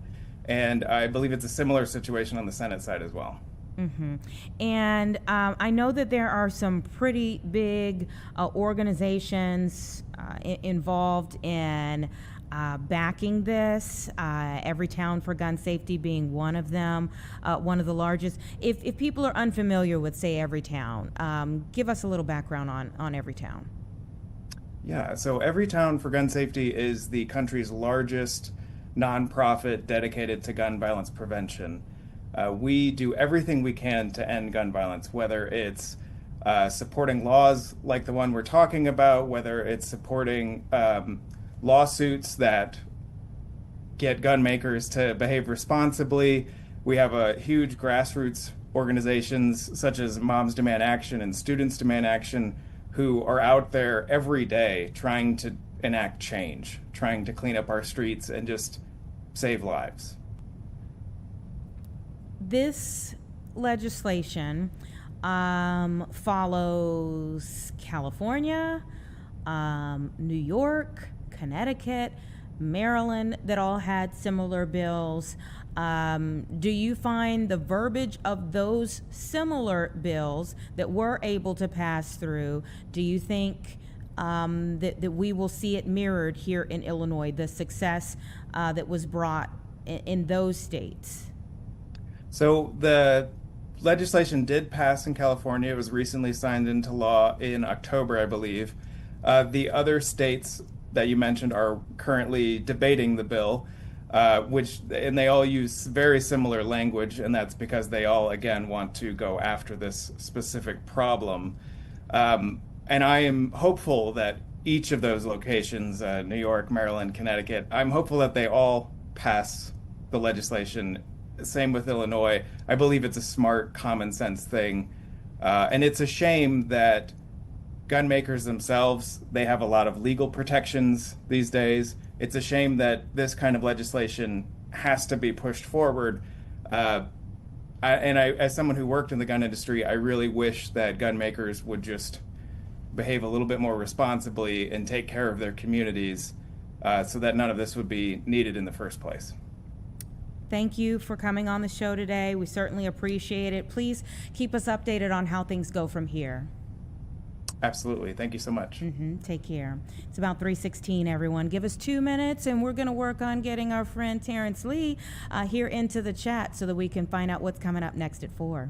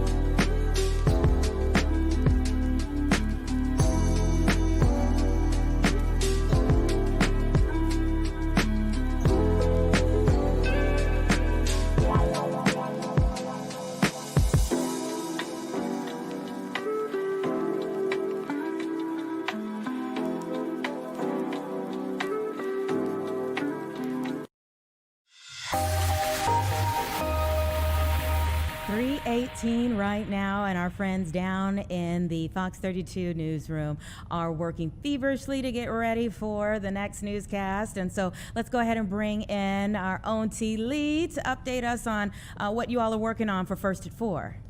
Hey, friend, I knew it was coming up, but I still wasn't ready. You saw me looking down. We got a lot going on. Listen, I'm back from vacation, so I'm catching up as well as our viewers of everything that's going on. But the first big story we're working on 4, really just a heartbreaking story. An 88-year-old woman was reported missing.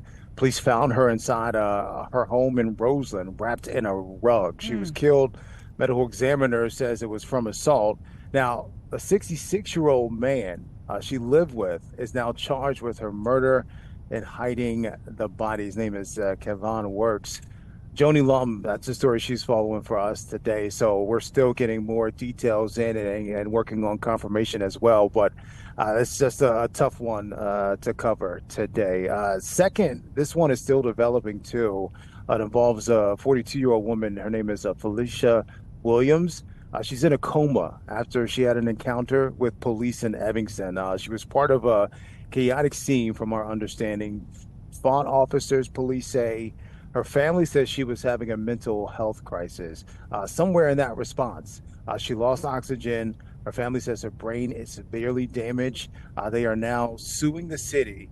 They say it took 90 days to get video and records of everything that happened. The city says the officers followed policy, but the family attorney is now going through all of that evidence. Casey Cronus, that is the story she is following for us today. So she's at the top first step forward with what she is learning. And I believe she did speak with the attorney out there. So we're interested to hear what the attorney has gleaned from all the evidence they have seen thus far. And lastly, there's a story I'm working on today. We had it on at noon. I saw Reverend Al Sharpton, and I forgot he has his annual, what is it? National Action Network Conference. There you go, boo. Thank you. Help a brother out because I'm struggling. Like I said, I just got back from vacation. But Governor Pritzker was there. Stepping into the national conversation, of course, as Democrats start to look ahead to 2028, who will possibly run for president. He did not say he's running for president, but he made his message pretty clear about what he wants from his party going into this election cycle. And he doesn't want them to build everything around Donald Trump. He wants people to focus on the real issues that everyday people are dealing with: rising rent, crazy costs in the grocery store, egg prices, things of that nature. And he said, one of his biggest quotes he had, make sure I get this right, he said, Donald Trump is not running in 2028. So why would we focus on him? Focus on the people. Focus on what they want to hear from you, making a living wage and, the rising cost of everything. And he did reiterate he is running for re-election in 2026. So he said that is where his focus is right now. Yeah, and I think that's the big question. And of course, that's a thing that is going to be brought up time and time and time again as he is running for re-election. Is he just running for re-election? Right. When you see him, I would wonder, when I saw him up for the National Action Network, I'm like, has he been there before? Because if not, that looks a whole lot like I'm stopping here now because I'm getting ready for this, not for re-election, but for 2028. Let me look that up real quick. Has he been at the what is it? National Action Network. There we go.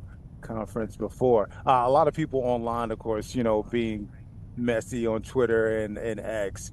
Of course, because Al Sharpton had a very public weight loss journey. A lot of them were hoping Al Sharpton was going to ask Governor Pritzker what he's been doing lately to trim down. A lot of people, of course, noticing that he has slimmed down a bit.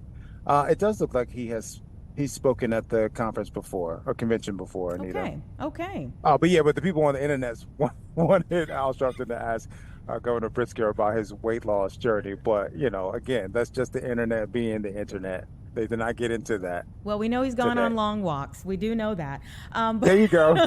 But so Casey's story, we have Casey who's going to be joining us actually right before the 4 o'clock news starts. Okay. And it's just because, all of us are kind of wondering what is going on with that story. I mean, as the information in this, us kind of doing this preview now that we're doing before the 4 o'clock news with you all, it kind of solidifies, all the conversation that goes into a story coming to fruition before it's actually on the air. The information that's been trickling out about this is like, what happened? Right. And knowing that the family says she is schizophrenic and bipolar, then that leads to the question, did police know that before they showed up? How much did they know about her mental health history before they showed up on this call? The numerous questions out there that not only, everyday people have, but we have too, that we want answers as well from the family and police. Yeah, absolutely. Just some of the stories that we're working on for the 4 o'clock newscast. My friend, we will see you very soon on the air. All right, I guess I'll take this hoodie off before the show starts. We can see a little bit of a tie there, so we know you're getting ready. Yeah. Yeah, we saw it. We know you're getting ready. This is my new Easter tie. My dad got this for me. Hey, Pops. Literally one of my favorite human beings. Thank you. Love you too. Bye, girl. Okay, bye. 3:24, everyone. I just saw that our own chief meteorologist is here, first and foremost, because a lot of you all have been asking. She is here. and she just did an update. She's going to come upstairs momentarily. We're going to allow her some time to walk up here and get some information from her about this weather outside. At times it's beautiful. At times I'm seeing some clouds that make me think like, oh boy, is there rain on the way? You can see right here, as I give you this live picture over Millennium Park. You can see some folks out there at the Bean enjoying it right now. The temperatures are phenomenal. But you just wonder, how long can we keep it this way? Different view, and you see a pocket of sunshine in the back, lots of folks walking around. When will the raindrops fall? We will answer that question very soon. So stick with us, everyone. 3:25 right now, and we'll be back in about 2 minutes.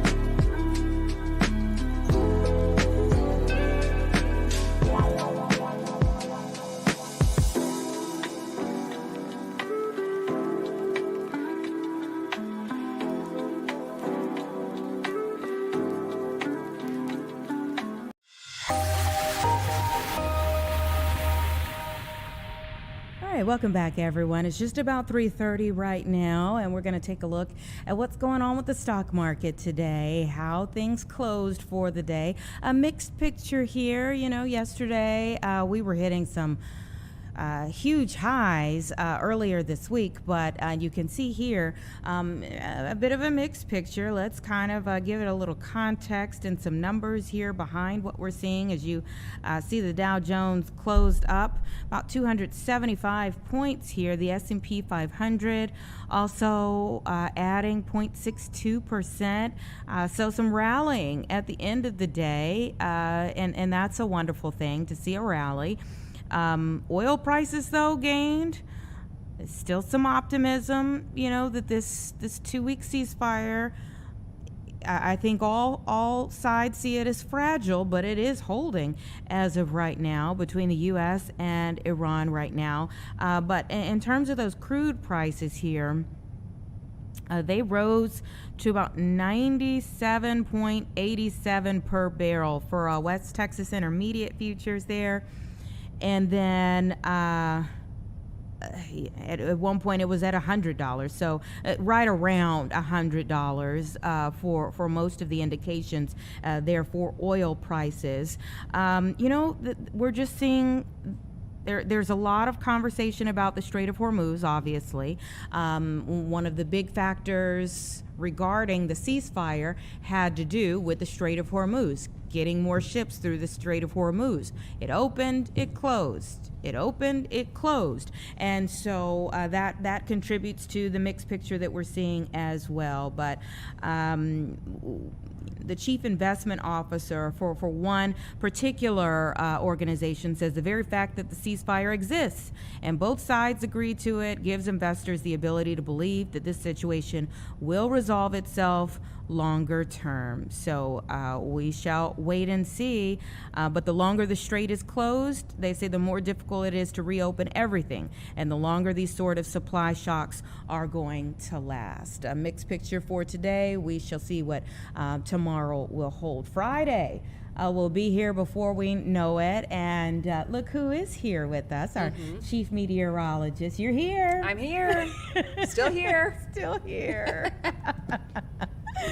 We are anxiously awaiting baby on board. So yep, anxiously waiting. None more anxious than Mama right here. Let's see what's going on with the weather right now. Yeah, it's a beautiful day out there. We have temperatures that are in the upper 60s, low 70s. A few spots are dealing with a couple showers as expected, mainly near and south of I-80. That's going to continue throughout the afternoon, the evening hours, but then tonight, that's when we could be seeing a more widespread event, some heavier downpours, and flooding is going to be a concern because last week we had a lot of rain and a lot of our area rivers, the streams, they're still kind of absorbing that water. So we already have high levels on our rivers, our streams, so we have multiple flood warnings that are already in effect. But also in Lake County, Illinois, Northern Cook County, we now have a flood watch that's in effect again until the beginning of next week. So it's kind of just this until further notice deal, just because of all of the rain that we do have in the forecast. It looks like tonight some locations could be seeing as much as 1 inch to 1.5 inches, which is significant wherever those heavier downpours do set up. We'll also hear a couple rumbles of thunder, but nothing severe tonight. So we can kind of rest easy there, that if you hear some thunder, it's just going to be your average thunderstorms rolling through. Again, heavy downpour is going to be the main concern tonight. And when we say tonight, right around what time do you think people will start to? I think we're going to start to see the more steady stuff, the heavier stuff arriving, not until after 9 or 10 p.m. So it's going to be after, any evening rush that we have. A lot of folks are already going to be inside and back home by that point. So it looks like it's going to be more so a nighttime event, but then it should begin to wrap up prior to the morning commute tomorrow. So it's coming at a fairly convenient time. Tomorrow morning, we're still going to have scattered rain showers around, probably through about 8 or 9 in the morning. And then after that, we're going to dry things out again. So it's a little bit of a back and forth here over the next few days with dry conditions and then soggy conditions. But tomorrow, that 40%, again, that's just in the morning hours for a few hours after daybreak. And then after that, we're going to start to see decreasing cloud cover. I think the biggest thing that folks are going to notice tomorrow is going to be the temperatures. Yes. After today? Yeah. Today's gorgeous, close to 70. So tomorrow, low to mid 50s. not going to be feeling quite as hot out there. Also, lakefront locations, we're going to have that northeasterly breeze coming in, so I wouldn't be surprised if places like downtown Chicago, up toward Evanston and in portions of Lake County, even down toward portions of northwest Indiana, I wouldn't be surprised if only are in the upper 40s to near 50 degrees. Yeah. So kind of build that into your plan for tomorrow. It will be cool, but then we're already kind of gaining ground going into the weekend. We'll have dry skies on Saturday, a high of 59. Sunday, most of the day looks pretty decent. I think we're going to have plenty of dry hours to enjoy those temps in the 70s. But then during the afternoon and evening, we're going to start to see some scattered activity beginning to pop. Now on Sunday, it's not expected to be severe thunderstorms. However, Monday, Tuesday, Wednesday, we've got a little bit more. Each day? Each day, Wow. we could be having the threat of severe thunderstorms. So we're certainly going to have the warmth. We're going to have an element of humidity to work with next week as well, kind of fueling those storms. As of right now, it's looking like Tuesday and Wednesday are the main days of concern around here. But, it's not just here. The Storm Prediction Center is highlighting a large portions of the Mississippi down toward Texas, up through Oklahoma, all the way from Sunday through Wednesday of next week. So every single day there's going to be kind of a fluctuating area that's getting targeted, but unfortunately we fall within that boundary on Monday and Tuesday. Wow. We have Animal Magnetism with Paws Chicago tomorrow night. And so I was thinking about all those muddy paws that were going to be coming in the building. But you're saying that, kind of after the morning? After the morning, I think we're fine. Okay. So, during you said it's at night? So at nighttime, we should actually be in pretty decent shape because it's going to be breezy tomorrow. So that's going to help to dry things off a little bit. But also we should be able to break into some sunshine for the second half of the day. So it's not a wash tomorrow at all. I think the biggest thing you're going to notice is that it's going to be much cooler. Yeah. And then just looking to next week, obviously we want people to be ready for any type of inclement conditions that could be on board for us. What do we need to do? So as of right now, it's just kind of like a holding pattern. We just have to make sure that we're staying up to date on the forecast. This far out, it's too far out to tell whether it's going to be damaging winds, hail, or a tornado threat, or all three. But what we can do is look at the overall picture. And typically in these scenarios, when we see a particular system coming together the way it does, the way it's clashing with different air masses, it gives you an idea that, okay, we have enough of the ingredients here to kind of, send the alarm that we're going to see at least some strong, maybe severe storms, but it's too early for exact threats. That said, usually when you are highlighted in the Storm Prediction Center's day 5, 6, 7 outlook, oftentimes by the time that day gets here, you're in at least an enhanced risk, which is a level 3 of 5. So it's usually a fairly big severe weather day by the time that we reach those days. So the Storm Prediction Center, they're very good at their jobs. And mid-April, is this typical? Oh yeah. Are the things that we're seeing right now typical? It is typical in the sense that April is when we really get things rocking and rolling, and it's one of our busiest months of the year. Typically when you have these kind of like transition months between spring and getting toward the more summer-like air, that's when you have a lot more energy and just volatility in the atmosphere to work with. So that's what we're going to be dealing with, honestly, probably through the month of April. May is also a really big severe weather month. But, side note here, Illinois currently is leading the U.S. in state tornadoes so far. Oh, wow. Not a good thing to be leading in, and this is something that if you look back at the past couple of years, we've been so active. We had record-breaking tornado years in Chicagoland back in, I believe it was 2022, 2023. So it was 60-some that was, just within our viewing area. So it was very significant. So far, a lot of the tornadoes that we've seen have been on the outskirts of the Fox 32 viewing area. So we've gotten a little lucky there. But, of course, we've had really large, devastating, deadly tornadoes as well. So, this time of the year, you just have to be ready. You have to be prepared, and just make sure you're staying up to date with the forecast. I always say it's not about being scared. It's about being prepared. Know what you're going to be doing on those days, and just know that when you get closer to Tuesday and Wednesday of next week, possibly Monday as well, you may need to alter your plans. Yeah. And even for the amount of rain that we're expecting, and with like flood watches or those types of alerts, what are we looking like in terms of drought? So the drought actually looks really, really great. We've gained so much ground when it comes to the water that we've picked up. Last month we made a lot of progress actually, because if you think back to March, temps were all over the place, right? So we had warm weather, we had storms, we had snow. So a lot of that really came together to bring us some pretty big improvements. Most of the region right now, not even considered to be abnormally dry. Okay. So from a farming standpoint, we're getting into planting season now here right around the corner. We should be in pretty decent shape, but as we know, it only takes a couple dry weeks to kind of send us back into those abnormally dry conditions. So it'll be something to watch here, but so far we are good on water. It's odd when we swing from like, oh, there is a, kind of drought situation versus then when we're talking about flooding. Or even like, so many people watched the horse. Yes, Troy the horse.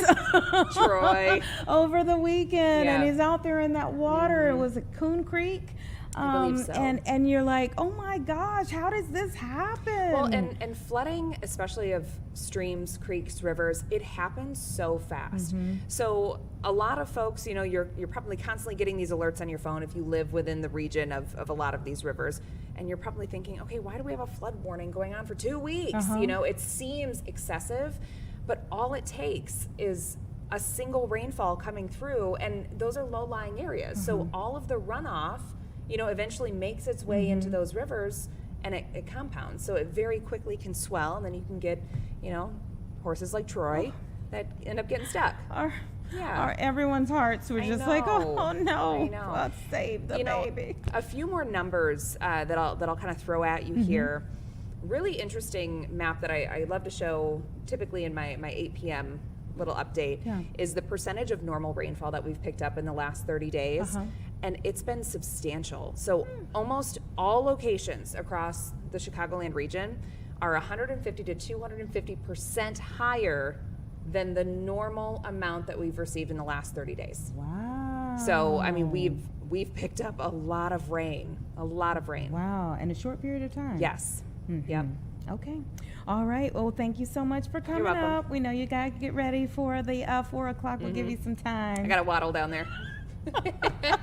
What are you doing tomorrow? Probably just waddling around the neighborhood, just waiting for a baby. What are you doing Saturday? Waiting for a baby. Sunday. Maybe having a baby. I don't know. I love you. 3:42, everyone. We'll be right back.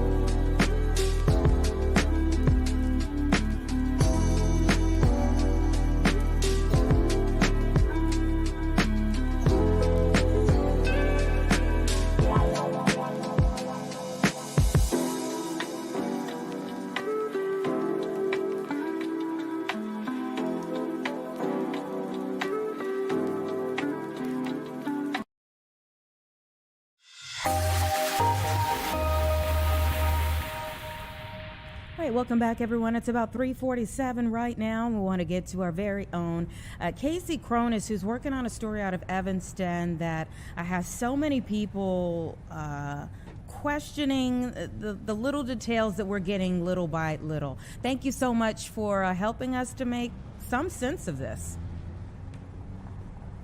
Hi, Anita, that's right. Today we are covering a story about 42-year-old Felicia Williams.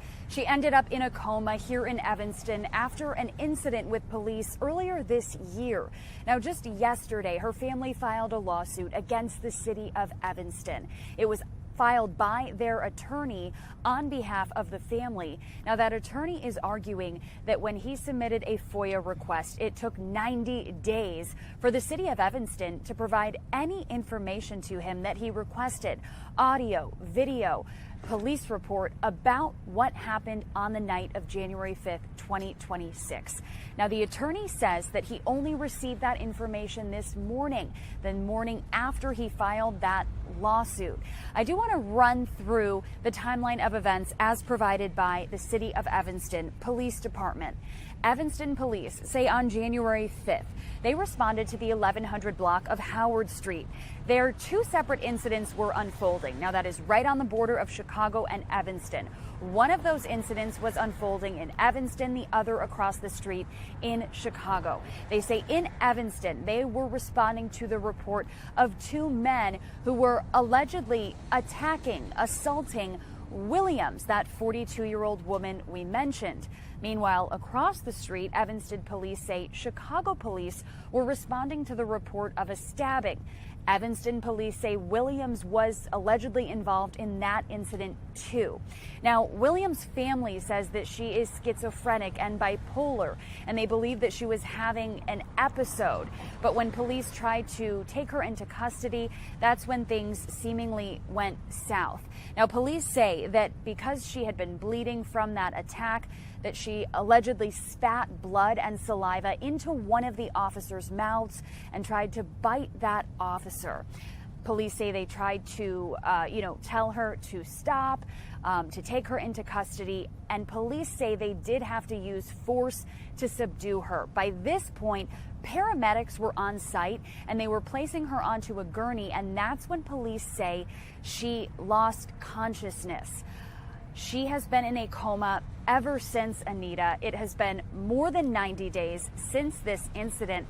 And throughout this time, the family has been demanding answers and transparency from the city of Evanston. That is why they contacted an attorney in January for help. That attorney filed a FOIA request, followed up with officials multiple times, never heard back until he says he filed this lawsuit just last night and received information from Evanston officials just this morning. The lack of transparency, I think, is probably the hardest thing for a lot of people, because you can see in a chaotic situation how you could get varying stories from what everyone saw, experienced, that there could be varying stories. But then there's just this question of why 90 days while a person is in a coma, when the family is wanting some answers. Why is it taking so long? Right. Why is it taking so long? And the attorney said during a press conference this morning that he is suspect to that. Why did it take 90 days to get simple information that he was requesting? Audio, 911 calls, body cam. And we still don't know if the information that was sent by Evanston to that attorney, we don't know if it includes body cam. We were told that the file is so large, they're still going through all of it at this hour, and we have not received any of those files just yet. The attorney says he will pass those along to the media when he does find them, hopefully in this collection of files that he received from the city of Evanston. But, we also heard from this woman's mother today, and her sister was also present. But her mom spoke during the press conference and said that it is heart-wrenching to see her in this state. She can't speak, she can't dress herself, she can't talk, she can't walk. She has a feeding tube. She will likely need other procedures. She is brain damaged severely, and it doesn't look like things are going to take a more positive turn when it comes to her medical state. So right now the family is just looking for answers, especially when they can't ask her herself. And we don't even know whether the coma came from whatever the incident was that led to police involvement or the interaction she had with police. Right, and that is why we hope to receive that body camera footage at some point soon to paint a better picture of what happened that night. It was around 9 p.m. on the evening of January 5th. You can imagine it was a really cold night out. And, you know, there's also been a little bit of confusion with the two different responses. On one side of the street is Chicago, on the other side of the street is Evanston. So, you know, that is also playing a factor in this case as well. But it sounds like it was Evanston police that kind of took the lead on taking her into custody. And do we have a list of charges for people from that night? So we do know, according to Evanston police, that Williams was charged with assaulting a police officer. That's stemming from when they said that she spat at an officer, tried to bite an officer. But in the current state that she's in, those charges, while they were approved by the Cook County State's Attorney's Office, you can imagine that it will be difficult to prosecute that case given her medical state. Yeah, and then the officers who were involved, what has happened with them? So according to Evanston police, those officers were placed on administrative leave while the department launched a review. They said they immediately notified the Public Integrity Task Force of this situation, which is an independent task force that also investigated. Evanston police say based on their internal review, they found that the actions of the officers, the use of force, fell within department policy. All right, we know a lot more today than we did right now from you than we did at the start of the day, and yet still so many questions out there that remain. So many questions, and Anita, at 4 and 5 o'clock, we will share with viewers, and we want to warn them, graphic images of Felicia Williams in her hospital bed. You can see her with the feeding tube, just to really paint a picture of what her family is experiencing now. And we will have that at 4 and 5. All right. Thank you so much, Casey. We know you have to get ready for that 4 o'clock live shot. Very disturbing situation. And again, this is a part of the process of putting news on the air, that we're asking a lot of questions from everybody who's involved. But at the heart of it all, you do have this woman who is 42 years old, who is in a coma and could have not just life-changing injuries for the moment, but possibly for the rest of her life. So we will continue to ask questions and do prepare yourself for what you are getting ready to see. We've talked through some of the details here, but what you are getting ready to see coming up in the 4 o'clock newscast, that will give a little bit more context as well as to this lawsuit that has now been filed about the situation there in Evanston. Give us 2 minutes, everyone, and we'll be back to close out the show.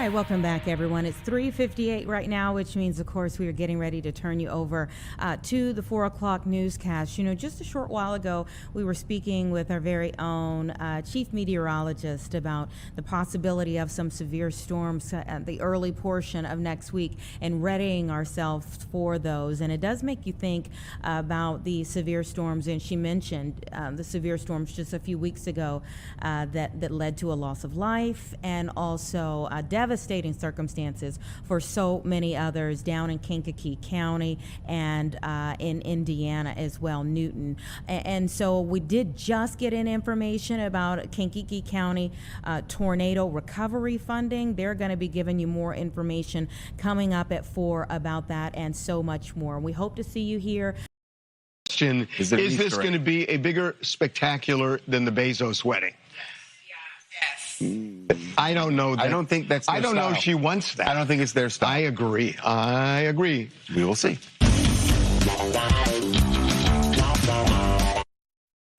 Live from Chicago, this is Fox 32 News at 4. Let's talk. Rainbow Push names a new